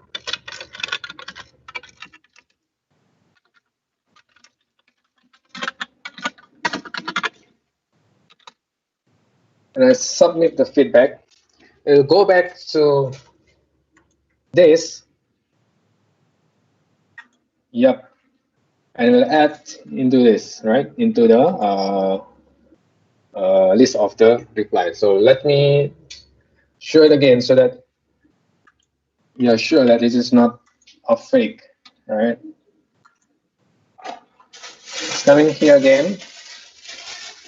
Did you put fantastic? Fantastic. We need more hands-on lab sessions. Submit feedback. All right, it's coming here. All right, send it. All right, and then at the same time, if you look at the feedback, oh, it's there already. The replies here, right? And it. Okay, so I'm almost done with my first demo. Oh, this demo. Now I'm going to go to sending this adaptive card to Teams channel. How are you going so far? Are you good? So now, okay. So you will be able to see all of this in my GitHub. Later I will make it available. Okay, so it will be there inside my GitHub. Just go to this GitHub and yeah. So I put the link here. So there will be a Bootcamp 2020, M365 Bootcamp 2020. You just find that. Okay. So now let's go ahead for the next, right? So the next is I'm going to send my email, my adaptive card to to this channel, right? So I'm going to send, okay, something like this.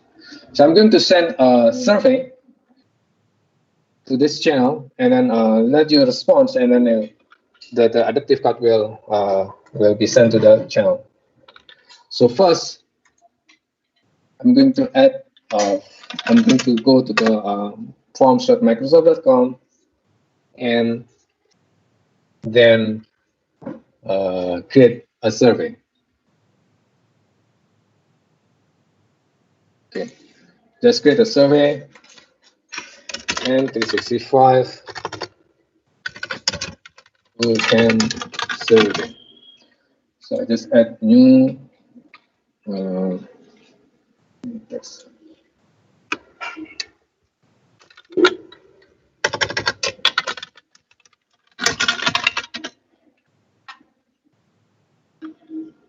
Please. No. So add a rating.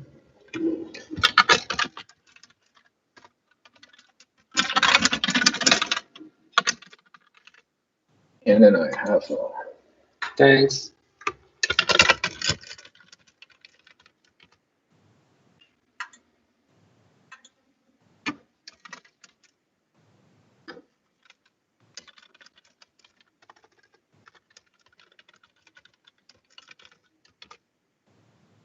Okay, so I just create a survey. On this survey, make it anyone with a link and response. Okay, then later just copy this link. So don't fill in the survey yet. Okay, so now I'm going to create a survey, and then every time we have this survey fill in, we will make sure that we will be able to retrieve and send in the survey result into the Teams, right? So to do that, first, I will use the Teams webhook channel. So here in the Teams, right, I can create a connector to a webhook connector to this channel. So let's create this one channel. Okay. So here, we just so I select the incoming webhook. Okay. So get this incoming webhook. Does that mean that when something has been posted to the channel, the web your API gets sent that or something? That's correct. Yeah. Okay, so I just create this. All right. And then I copy the webhook.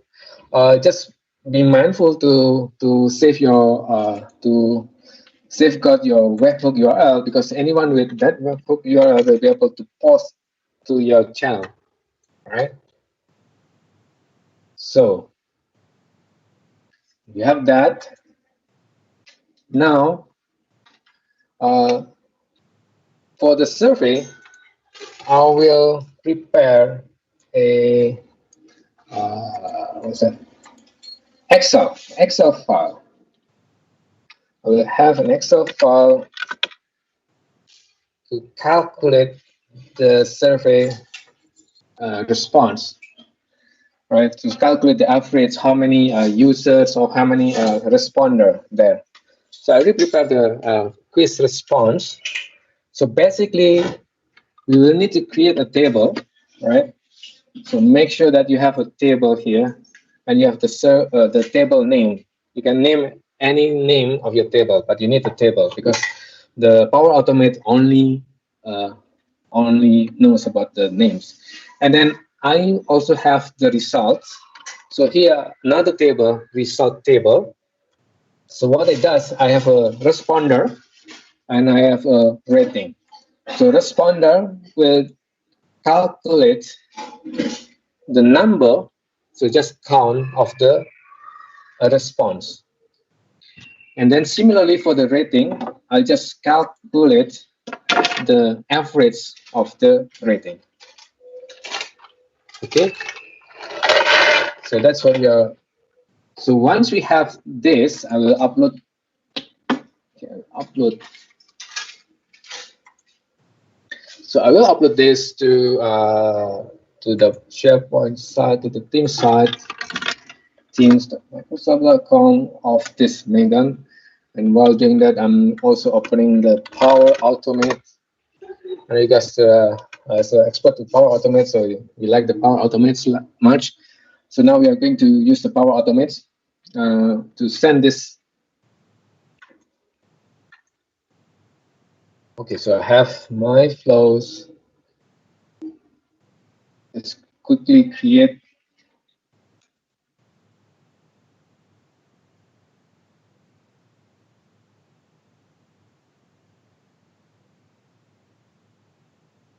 Okay, oh, I'm logging to not Megan. Let me sign out here. I'm going to sign in again. Yep.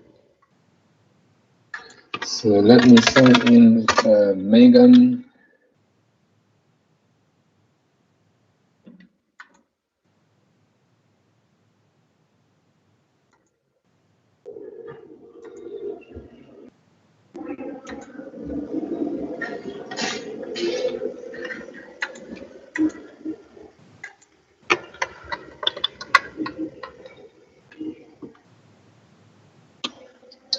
Okay, so Megan is signed in.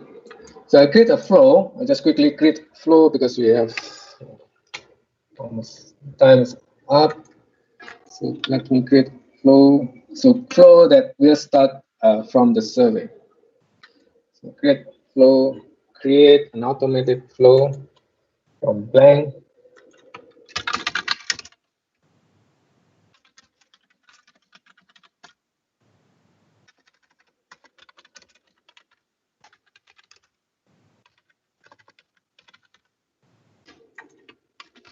Just search for forms. When new response is submitted, you just create that.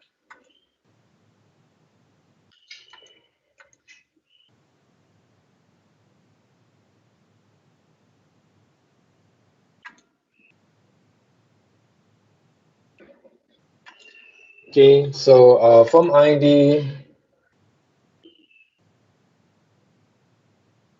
Ooh.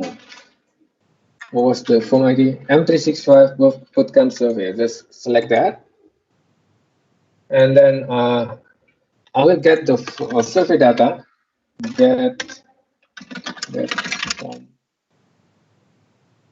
Get response detail, right? So get the response details from form ID and the response ID. Right. So after I get that response, I want to post to HTTP webhook, right? So I just find a HTTP webhook that we have. So there I will just add the webhook here. This is the URL webhook. Just copy. Oh, sorry, the method. Sorry, method is post. URL is this one. So you need to put the content type, application JSON.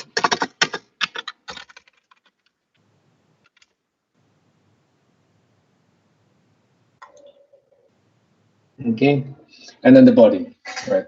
So now body. Let's try to put test and let's quickly check if our base Power Automates can work. Okay, so I perform the action trigger here, and then I will try to fill up the survey. So you fill up the survey, please make sure that you put your rating as maximum. Oh, no, just joking. Okay, so I got this. So now look at this one. We should receive the survey in no time. Oh, run field, what happened? Oh, HTTP. Okay, so it's bad payload, no problem. Okay, so we received the survey, we received that, so we have the bad payload now. So, so for the webhook to work, you will need to have a specific payload that is makes sense for the webhook. So now I'm going to check. Okay, so let me open info. Okay, so what kind of payload that is expected by the webhook?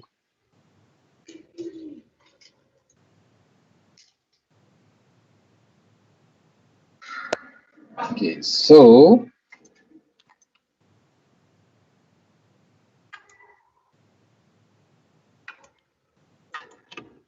the webhook will need to have a payload like this.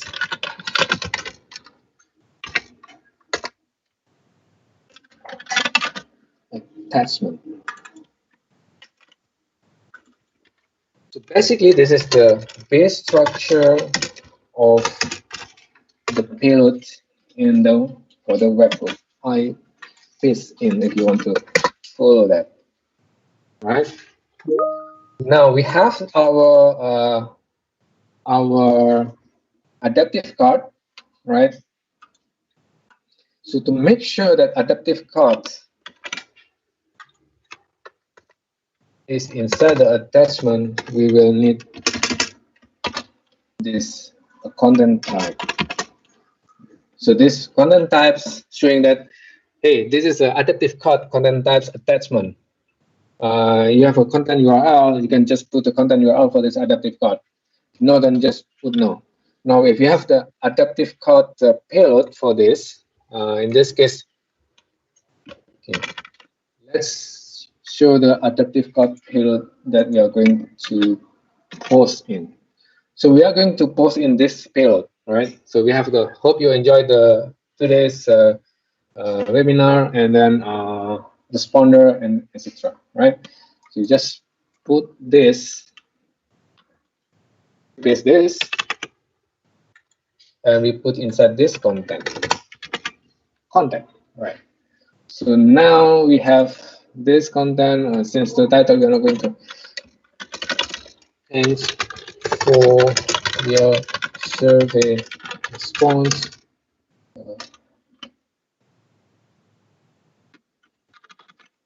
This will be the payload. Okay, so let's copy. So I copy this, that. So let me copy this back to our here.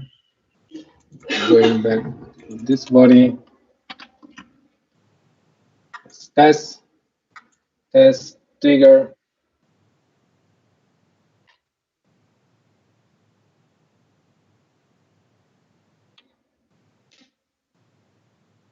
So with this working, we will be able to see that posting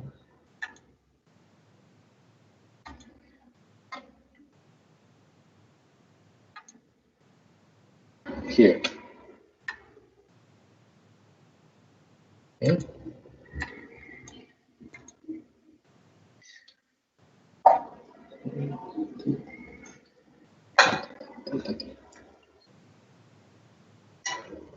Okay, what is it? Oh, it's a bit slow.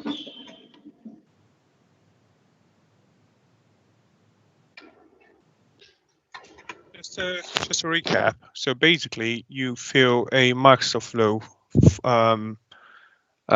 Form Pros survey. You then get the information from it, and then you use the callback webhook that you created from the Teams channel to post the adaptive card to the Teams.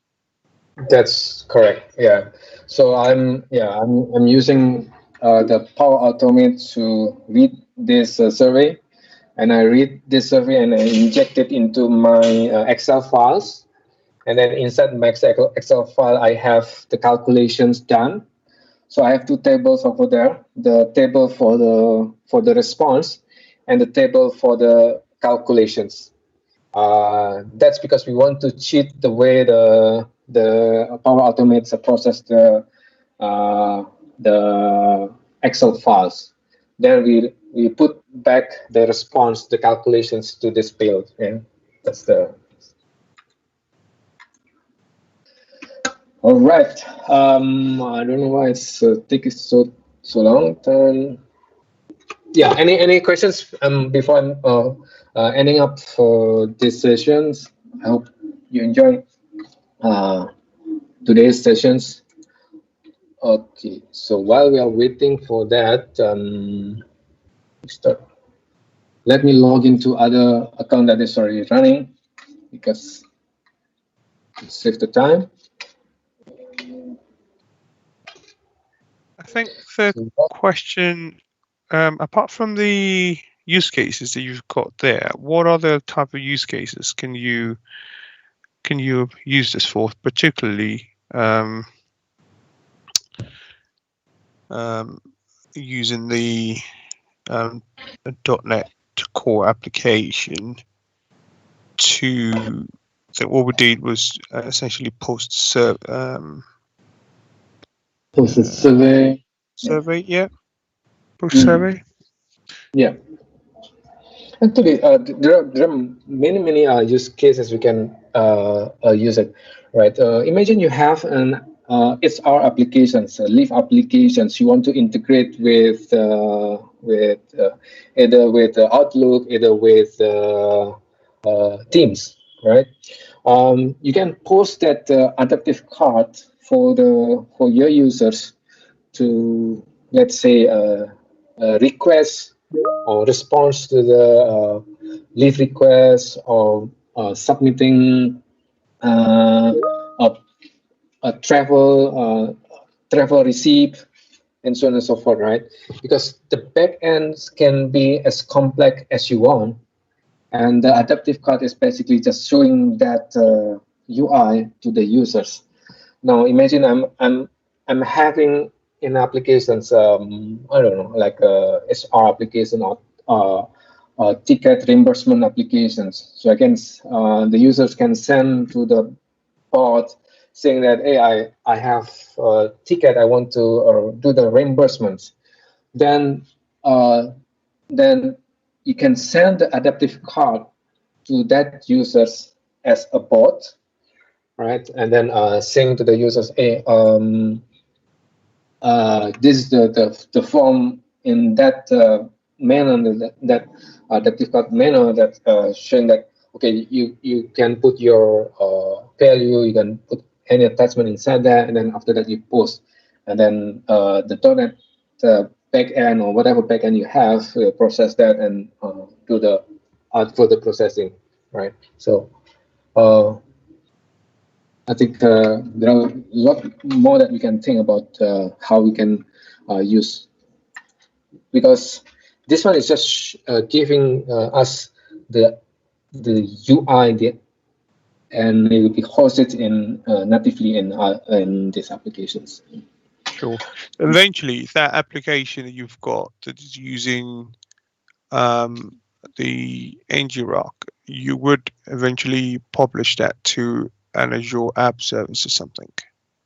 Exactly. Yeah, you'll publish that in publicly, and either yeah. And that application registration, is it just a placeholder to get access to your Graph API, or you could tie the application, you could publish that application? I got it.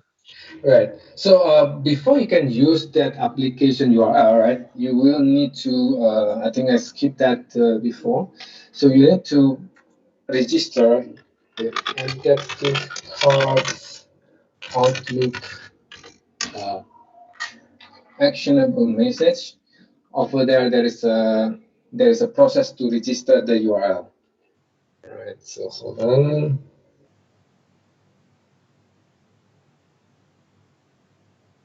Okay.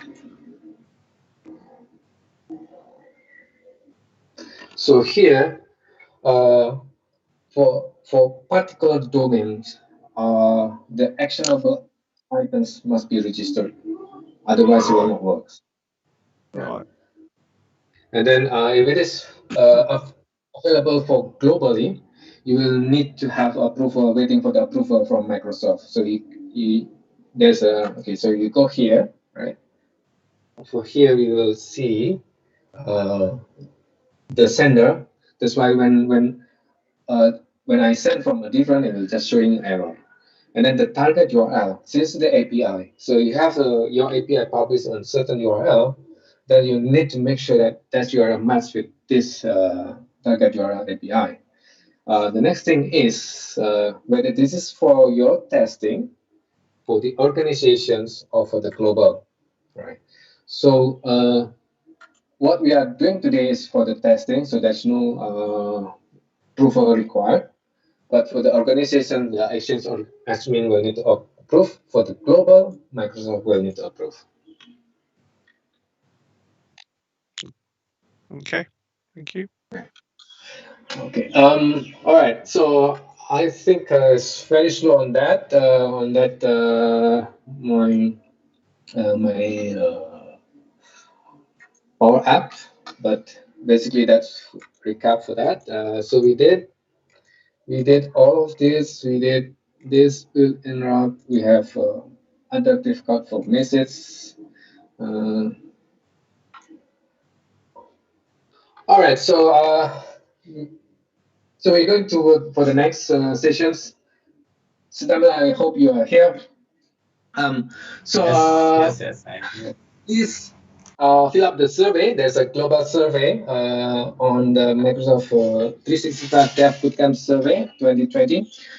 And I think if you like to have this hands-on on a regular meetup, please put a comment in our meetup, right? Our meetup page. And then if you want to claim for your swag for the Singapore local attending only, please fill up this survey as well. And thank you for joining the sessions. Enjoy the rest of the Saturday, the weekends, and back to you. Okay, thank you. Thank you so much, guys. Hope Thank you very much. This hands-on lab is useful to us. Rivot would be here for a while as well. And any questions you can ask, post it in the chat. He will reply, or you can always comment it to the original meetup URL. We would see time to time and then try to reply for that meetup as well. So since we already have shoot up some time, probably I will start immediately the next session. Ifan, you already here? Yes. Okay. Yeah. The next section is about the SPFX with DevOps. Ifan would be the next speaker. He would take the session. Okay. Can you see my screen? Yeah. I can see a white screen with the global bootcamp. Should be okay. yours. Yes. Yeah.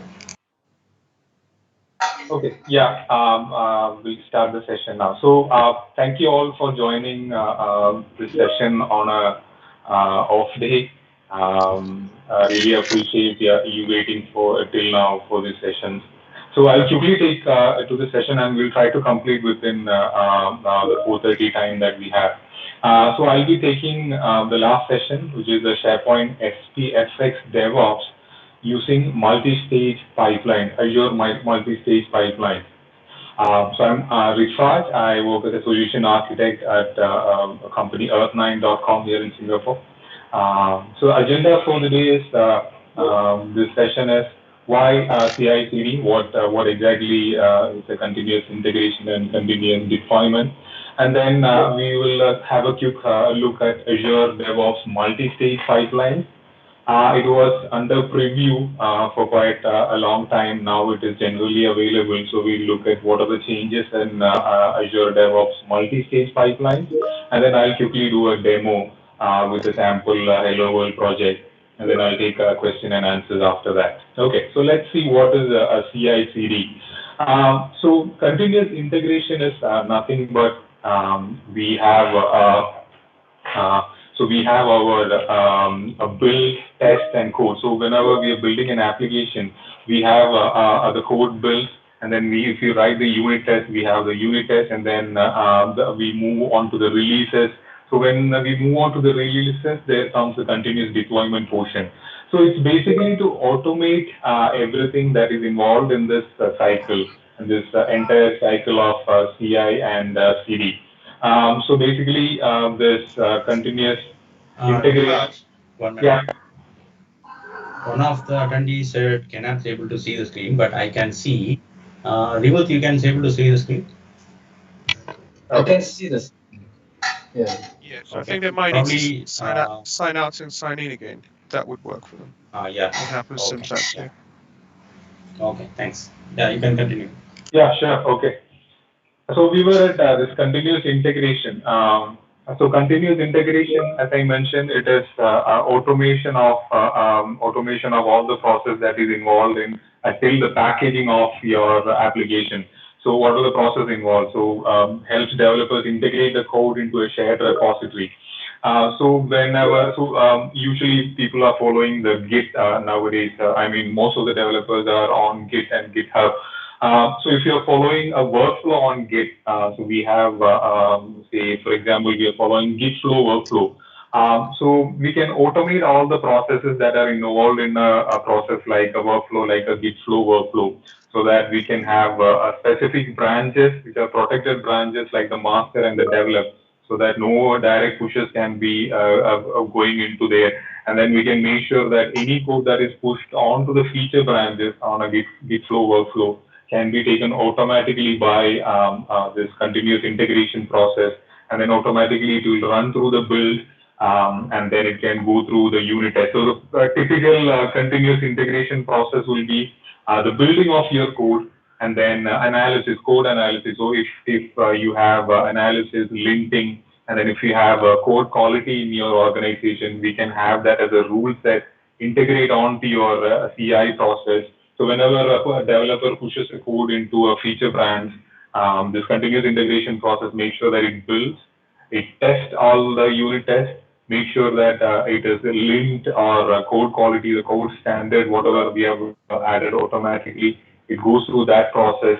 And then finally, we can make sure that the code, if the coverage is there, if we are enforcing, say for example, a new class is being added to the code, we can make sure that, okay, at least 80% of unit test coverage is required for this particular code. We can enforce that automatically, so we don't have to make sure that when it comes for the review of a tech lead or a reviewer, we don't have to look at all those things, whether the code is building, whether the code the quality is there, whether it has passed all the unit tests, whether the specified coverage is required. The reviewer doesn't have to worry about anything.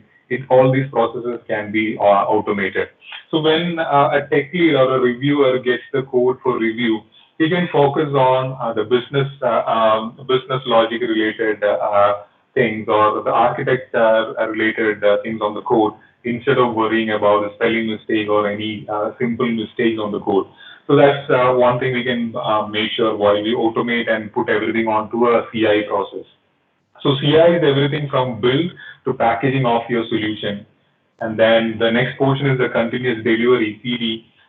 So once you have a code which is built, unit tested, verified by a tech lead or verified by a reviewer, it comes to the delivery process, and then the delivery can be deploying it onto your QA environment, deploying onto your UAT or a staging environment, how much ever environment that you have. We can make sure that everything is deployed automatically. So if you're doing it manually, there is always a manual time spent there. So if you automate that process once, it can be put onto a CD tool, and then it will make sure that the deployment is automated all the time. Whenever we can have conditions like whenever there is a release on a release branch, then only do a deployment to a QC server. And we can even automate the production deployment process.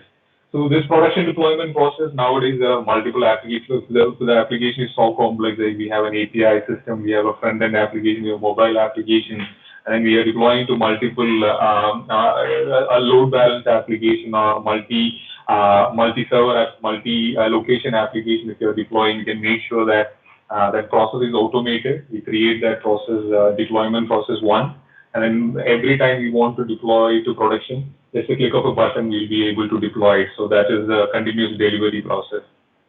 So what are the benefits? So the basic benefit is the automation of all these tedious tasks. When you want to package, build, unit test, somebody has to monitor, and then we can avoid the case of manual errors. We can always avoid if we are automating it for these processes.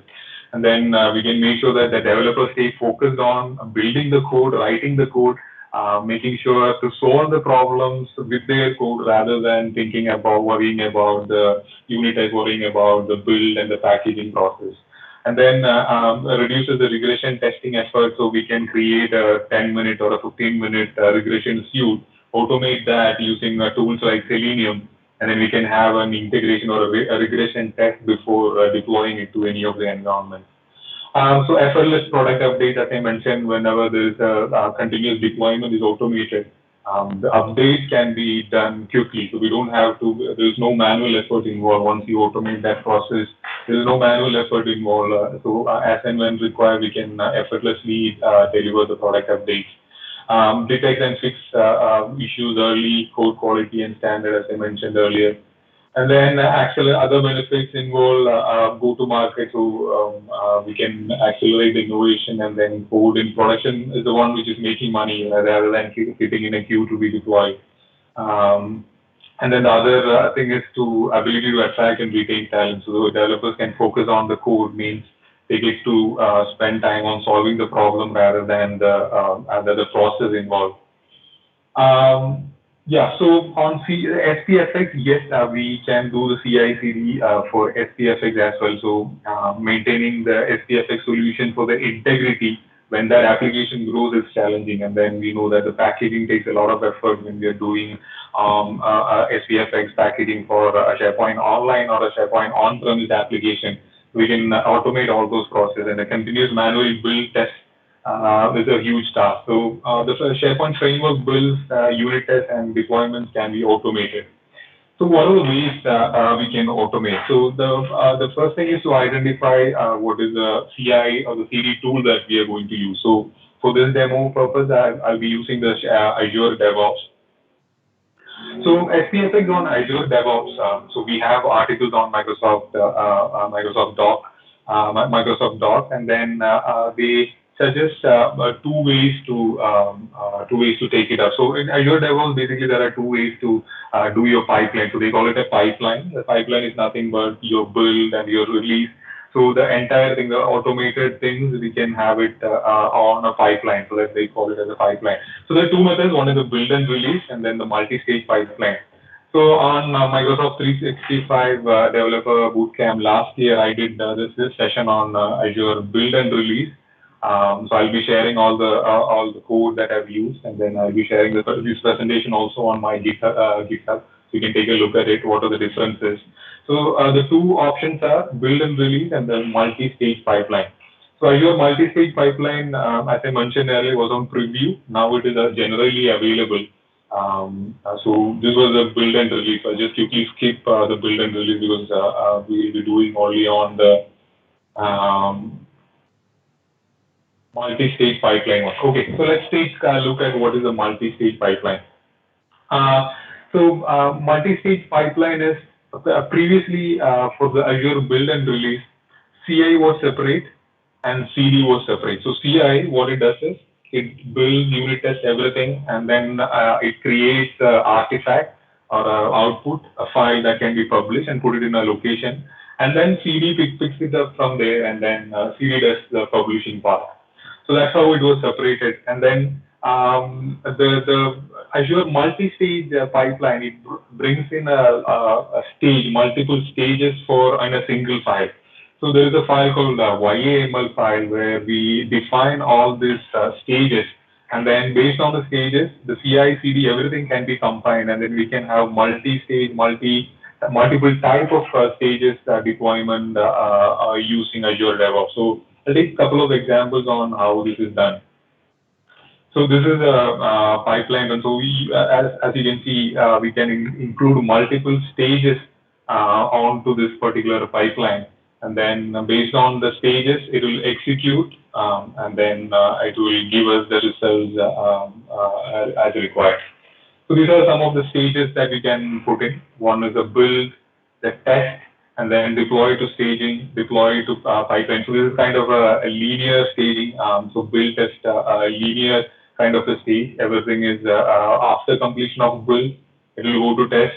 Once it is tested, it will go to the staging environment. Once everything is on the automation things are completed on the staging steps, all the staging jobs are completed, it will go to the production environment. So this is kind of a linear way.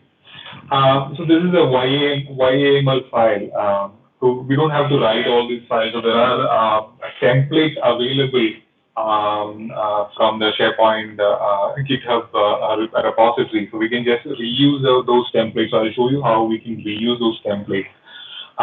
So this is the trigger. So I'll just take up a few seconds here to explain what is this YAML file. So if you look at it, so there is a trigger. Trigger is when what is a branch or what is a trigger that should start this pipeline. So there should be a trigger that should start this pipeline. We can always trigger this manually, We can trigger this automatically as well. So I can specify a brand. So master is a brand. So I can specify a develop or any other branches, or I can specify it with starting with feature or ending with release or something like that. I can give a conditional trigger as well.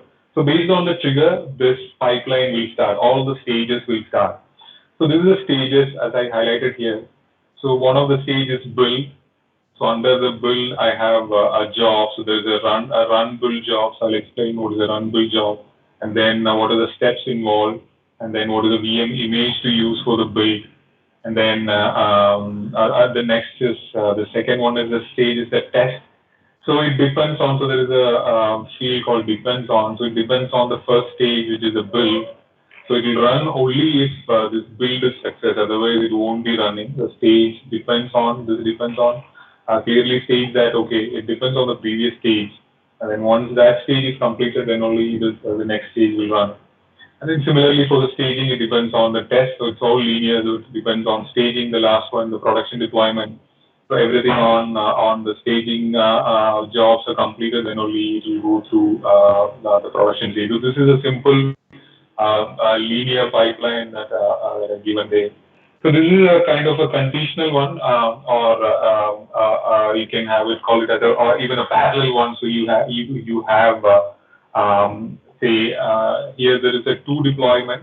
So one is deploy east and west. So I have resources running on one area is a deployment on the east, as well as there is a deployment on another location on the west.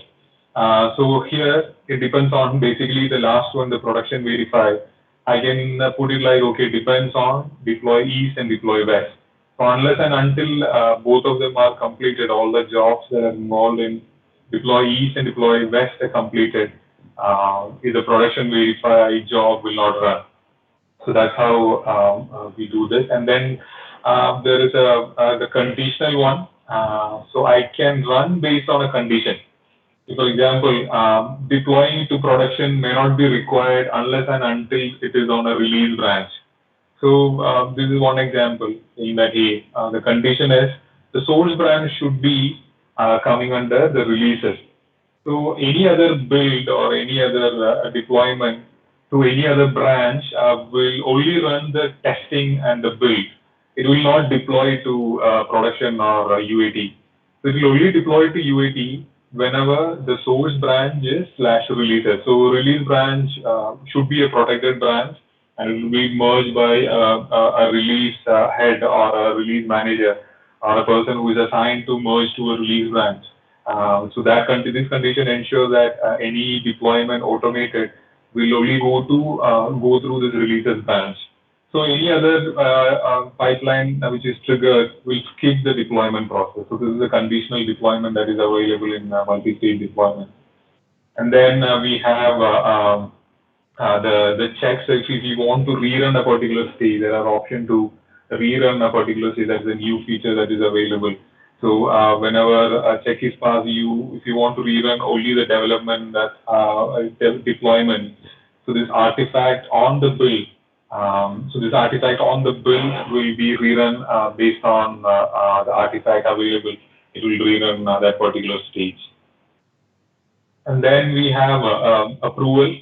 So when, so as I mentioned, if there is a deployment manager or a person, a build manager, or a person assigned to sign off a release, a sign off deployment, we can assign it as part of the CI/CD process. We don't have to send them a manual email. Hey, can you look at this code?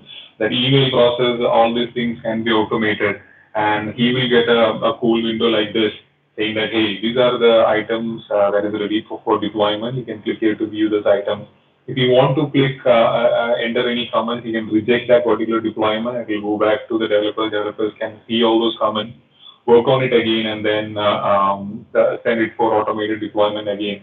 And then the approver will get to approve that particular release, and then it will go to the QA deployment. Okay, so these are the couple of features that is available now, and it is generally available. We can straight away use it. It's not even in preview. It's generally available. So let's see an SPFX application, a Hello World application on Azure DevOps. So when you look at these parameters, so it is basically, I'll show you where you can find that code. Let me share my screen again.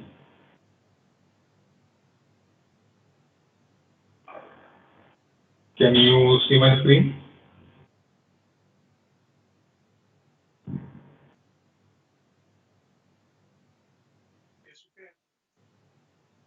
Okay, great. I've shared all the code here. So my GitHub handle is /refars, and then if you go there, you can find the code. I've pinned the repository here, and then you can find the code here. There is a templates folder, and it is available on the Microsoft template as well. So you can find the build template. So I'll probably show how you can find it from Microsoft one. Let me see, I have a pull request recently approved.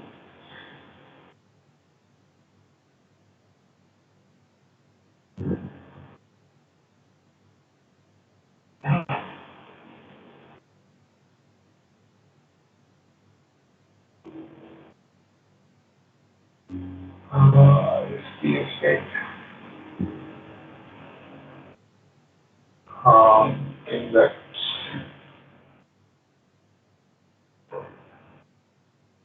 Yeah, so this is the article that is explaining the CI/CD on Docs.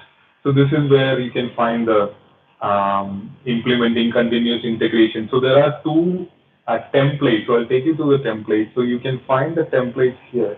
Couldn't find it URL.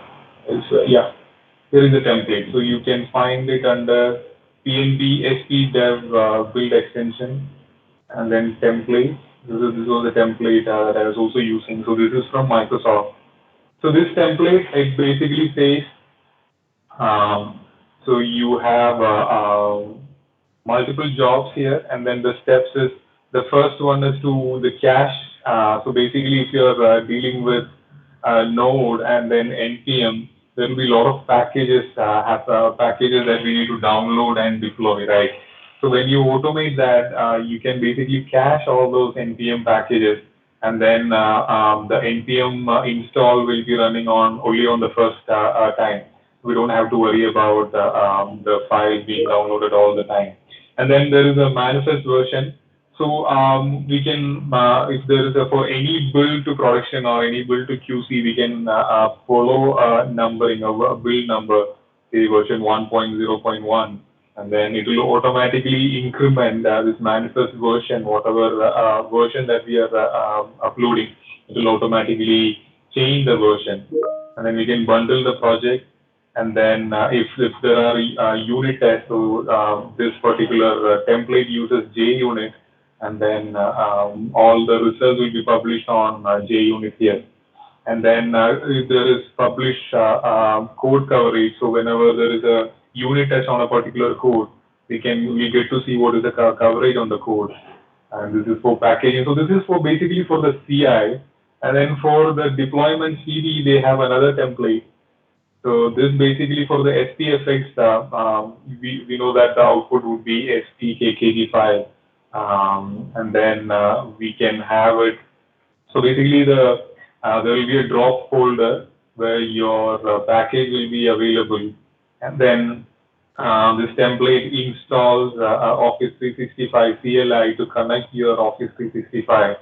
And then basically it log in using O365 login. So this is the O365 login, and then we can have the catalog site URL, the username and password. All these are parameters. So we can set parameters on Azure DevOps. I'll show you how those are done. And then once it is done, it will basically deploy your SharePoint package. So these two templates can be reused based on our requirements. So this is kind of a template given for SPFX by the Microsoft team. So basically, if you look at their the Azure Pipelines YML file, so this is a file which Azure DevOps works on. So the one that I've shown you, so the trigger is for master and develop. So they've given the trigger for master and develop. And then, so there is a stage build and then deploy QA. So there are two builds that are available. And then for the build, they're using this particular template, the CI template that we have seen. And then for the deployment, they're using the deployment template that we have seen earlier. And then the variable group is where we are storing the variables we have seen earlier, like the Office 365 catalog site URL, the username, and the password. So basically, using these two templates, we can quickly create an Azure pipeline YML file for an SPFX solution. So whenever you're starting working on a SPFX solution, just copy these templates and put this Azure pipeline. If you're hosting on DevOps, it's much easier. And if you're hosting on GitHub and GitLab or any other source control, you can just connect it to your Azure DevOps. So this is the sample solution that I've run. So we will quickly look at how this thing can be rerun. So if you look at it, there are two stages. So I'll just check. So this is a build stage. So in the build stage, we have multiple jobs. So basically, check out the solution, and then node version, then the cache, npm, bundle the project, npm test. So this sample project uses something called Jest for generating a file like this, generating an output like this. So this basically shows what are the functions, how many lines are there, and what is the code coverage, and things like that will be available there. And we can publish that, package the solution, copy to a particular drop location. So this is where the SPKKG file will be copied, and then we complete the first job, finalize the job, and we move to the deployment one, the deploy QA stage. So that QA stage, it will download the packaged file, and then it will install Office 365 CLI, log into Office 365, and then it will upload to the URL location that I've given, and then yeah, that's it. It will finalize. So this is how it is run, and then we can always see the test, how many tests have been there. So there are 4 sample tests that has been created, and then it is 100% everything has been completed. And then we can see the coverage also. So the coverage will be available here. So I have a couple of services on the test, on the sample solution, and we can see the coverage, how much is the coverage here. And then we can enforce that coverage. So currently, if you look at it, the line coverage is only 29.4%. And if you want to enforce it to say 80%, we can add that as a conditional job inside the build stage, and then it will fail the build, and it will alert the developer saying that, hey, your code doesn't have enough coverage. So the library, so they have moved the variables to something called as library now. So we need to create a variable group. So this is how you create a variable group. So you need to name a variable group, and then we can add multiple variables. And if you're adding something called a password, something like password, we can just protect that variable. So I've already added a variable here. This is the QA configuration. So if you look at our Azure pipeline YML file, this is a variable group name. So we need to create it with that. And if you want to change the name, we can change it obviously. And then we can enter the Office 365 app catalog site URL, user login, and then user password. And then once that is entered, it will be available for the build to make use. Okay, so let's take that. Let me take. Yeah, okay. So I'll work here. So this is the sample code. Let's see how this thing is run. So I have set to run. So let's recheck our trigger. So the code here. So my trigger is master and develop. So anything on master and develop, it will trigger. So let's push something to the master code. Before that, let me make a change. So let me make it to change it to 3. So I will commit.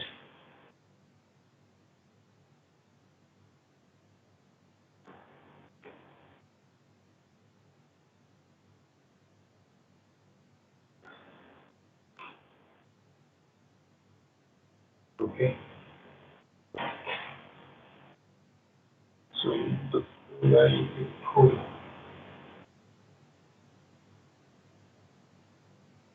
Okay. Then and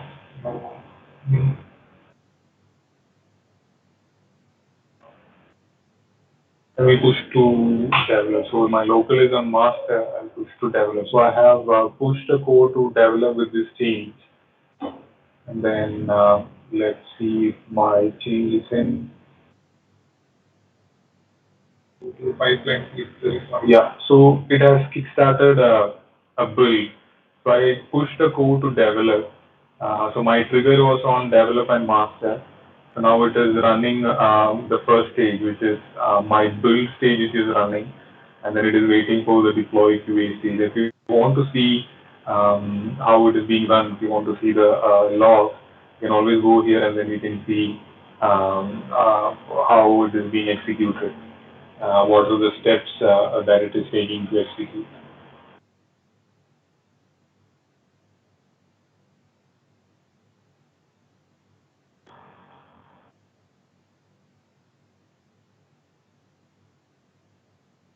Okay, so meanwhile it is running, let me just complete my presentation. So this is the file that we have seen. So we can always get that file. I will send the repository on the chat window after the session, after the presentation, and you can always go to my GitHub to find this presentation file as well. Yeah. Later you share the URL. Yeah, sure. I mean, in the chat window. Yeah, sure. I'll share that URL. So this is a file, a YAML file that we have seen. So it's basically make use of the 2 templates. One is a build template, another one is a deploy template for the SPFX file. So we can just directly copy paste onto your existing SPFX solution which you are having or which you are currently developing, and then quickly within 15-20 minutes your build will be up on Azure DevOps. Yeah, so this is the QA configuration that I've shown earlier. So let's go for the questions now.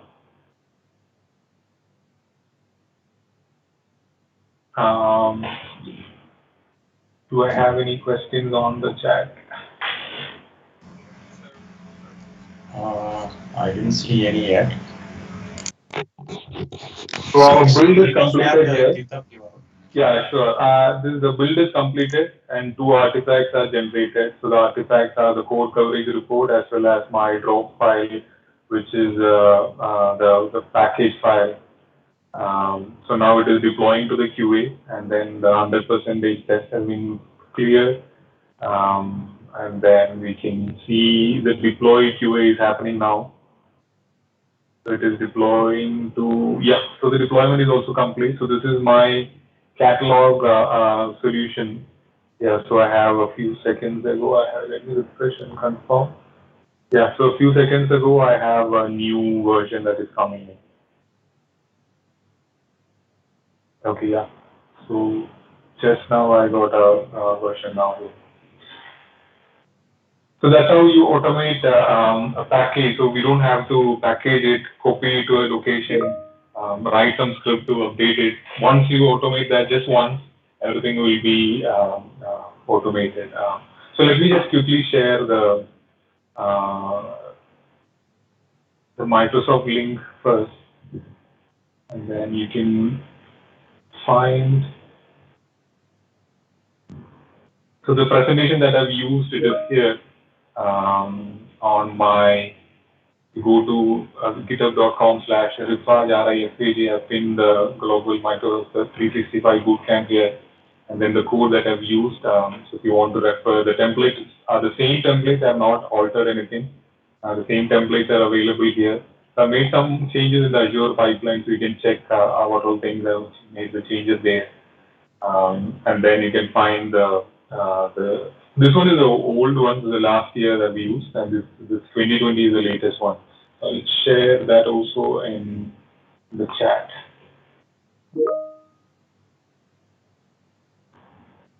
Yeah, so the pipeline is done.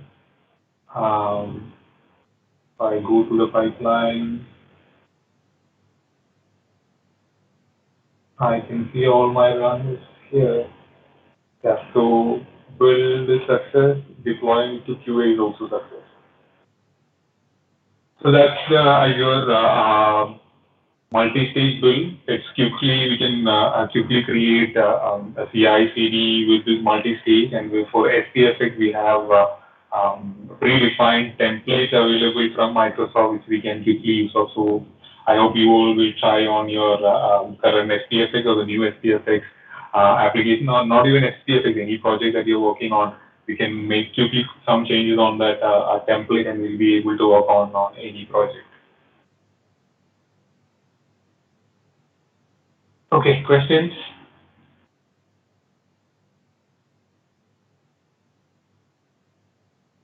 It's 4:22. We are ahead of time here. Yeah, just was thinking Okay. for Dynamics for platform or Dynamics CE. Do you still like a template that you know that one could kind of improve on? You mean MS Dynamics one, or you mean the Dynamics CRM? Yep. I'm not sure. Could be there. I mean, if they have created for SPFX, there will be available for Dynamics CRM as well. I haven't explored the Dynamics CRM option. But if you look at it, it's quite straightforward.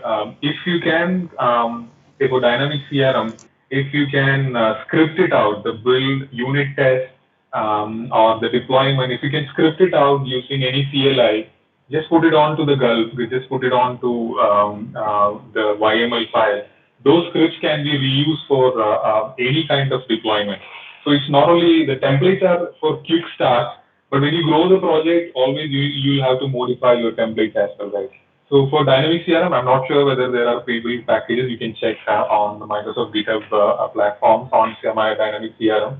But if there is no, the templates are not available, you can create something of your own as well. David, if you are keen on CRM and Power Platform, probably I can connect with other MEPs who are specialized in that area. They might know it. So probably you can just drop a mail to me, then I can connect to them or get it clarified.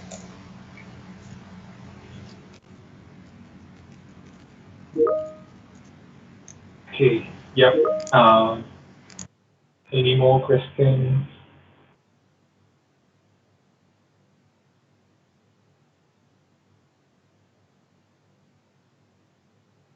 Okay. So we have the feedback URL has been shared earlier as well. So you can just copy paste the URL. I mean, just note down this URL. The URL is available on the Meetup link as well, and you can give the feedback there. Yeah. Thank you, Rifat, and thank you, everyone. I have pasted the link again for the global survey and the SE survey. Please finish the survey. Thank you once again for attending in, and it is on the weekend. You guys have spent some time to attend the session. It is really good to see people very interested to attend as well. Yeah. Thank you so much. With this, probably we'll finish the day. Thank you for all the speakers as well. Rivu, thank you for your time, for setting up the teams and then doing the HOL. Thank you all. Thank you.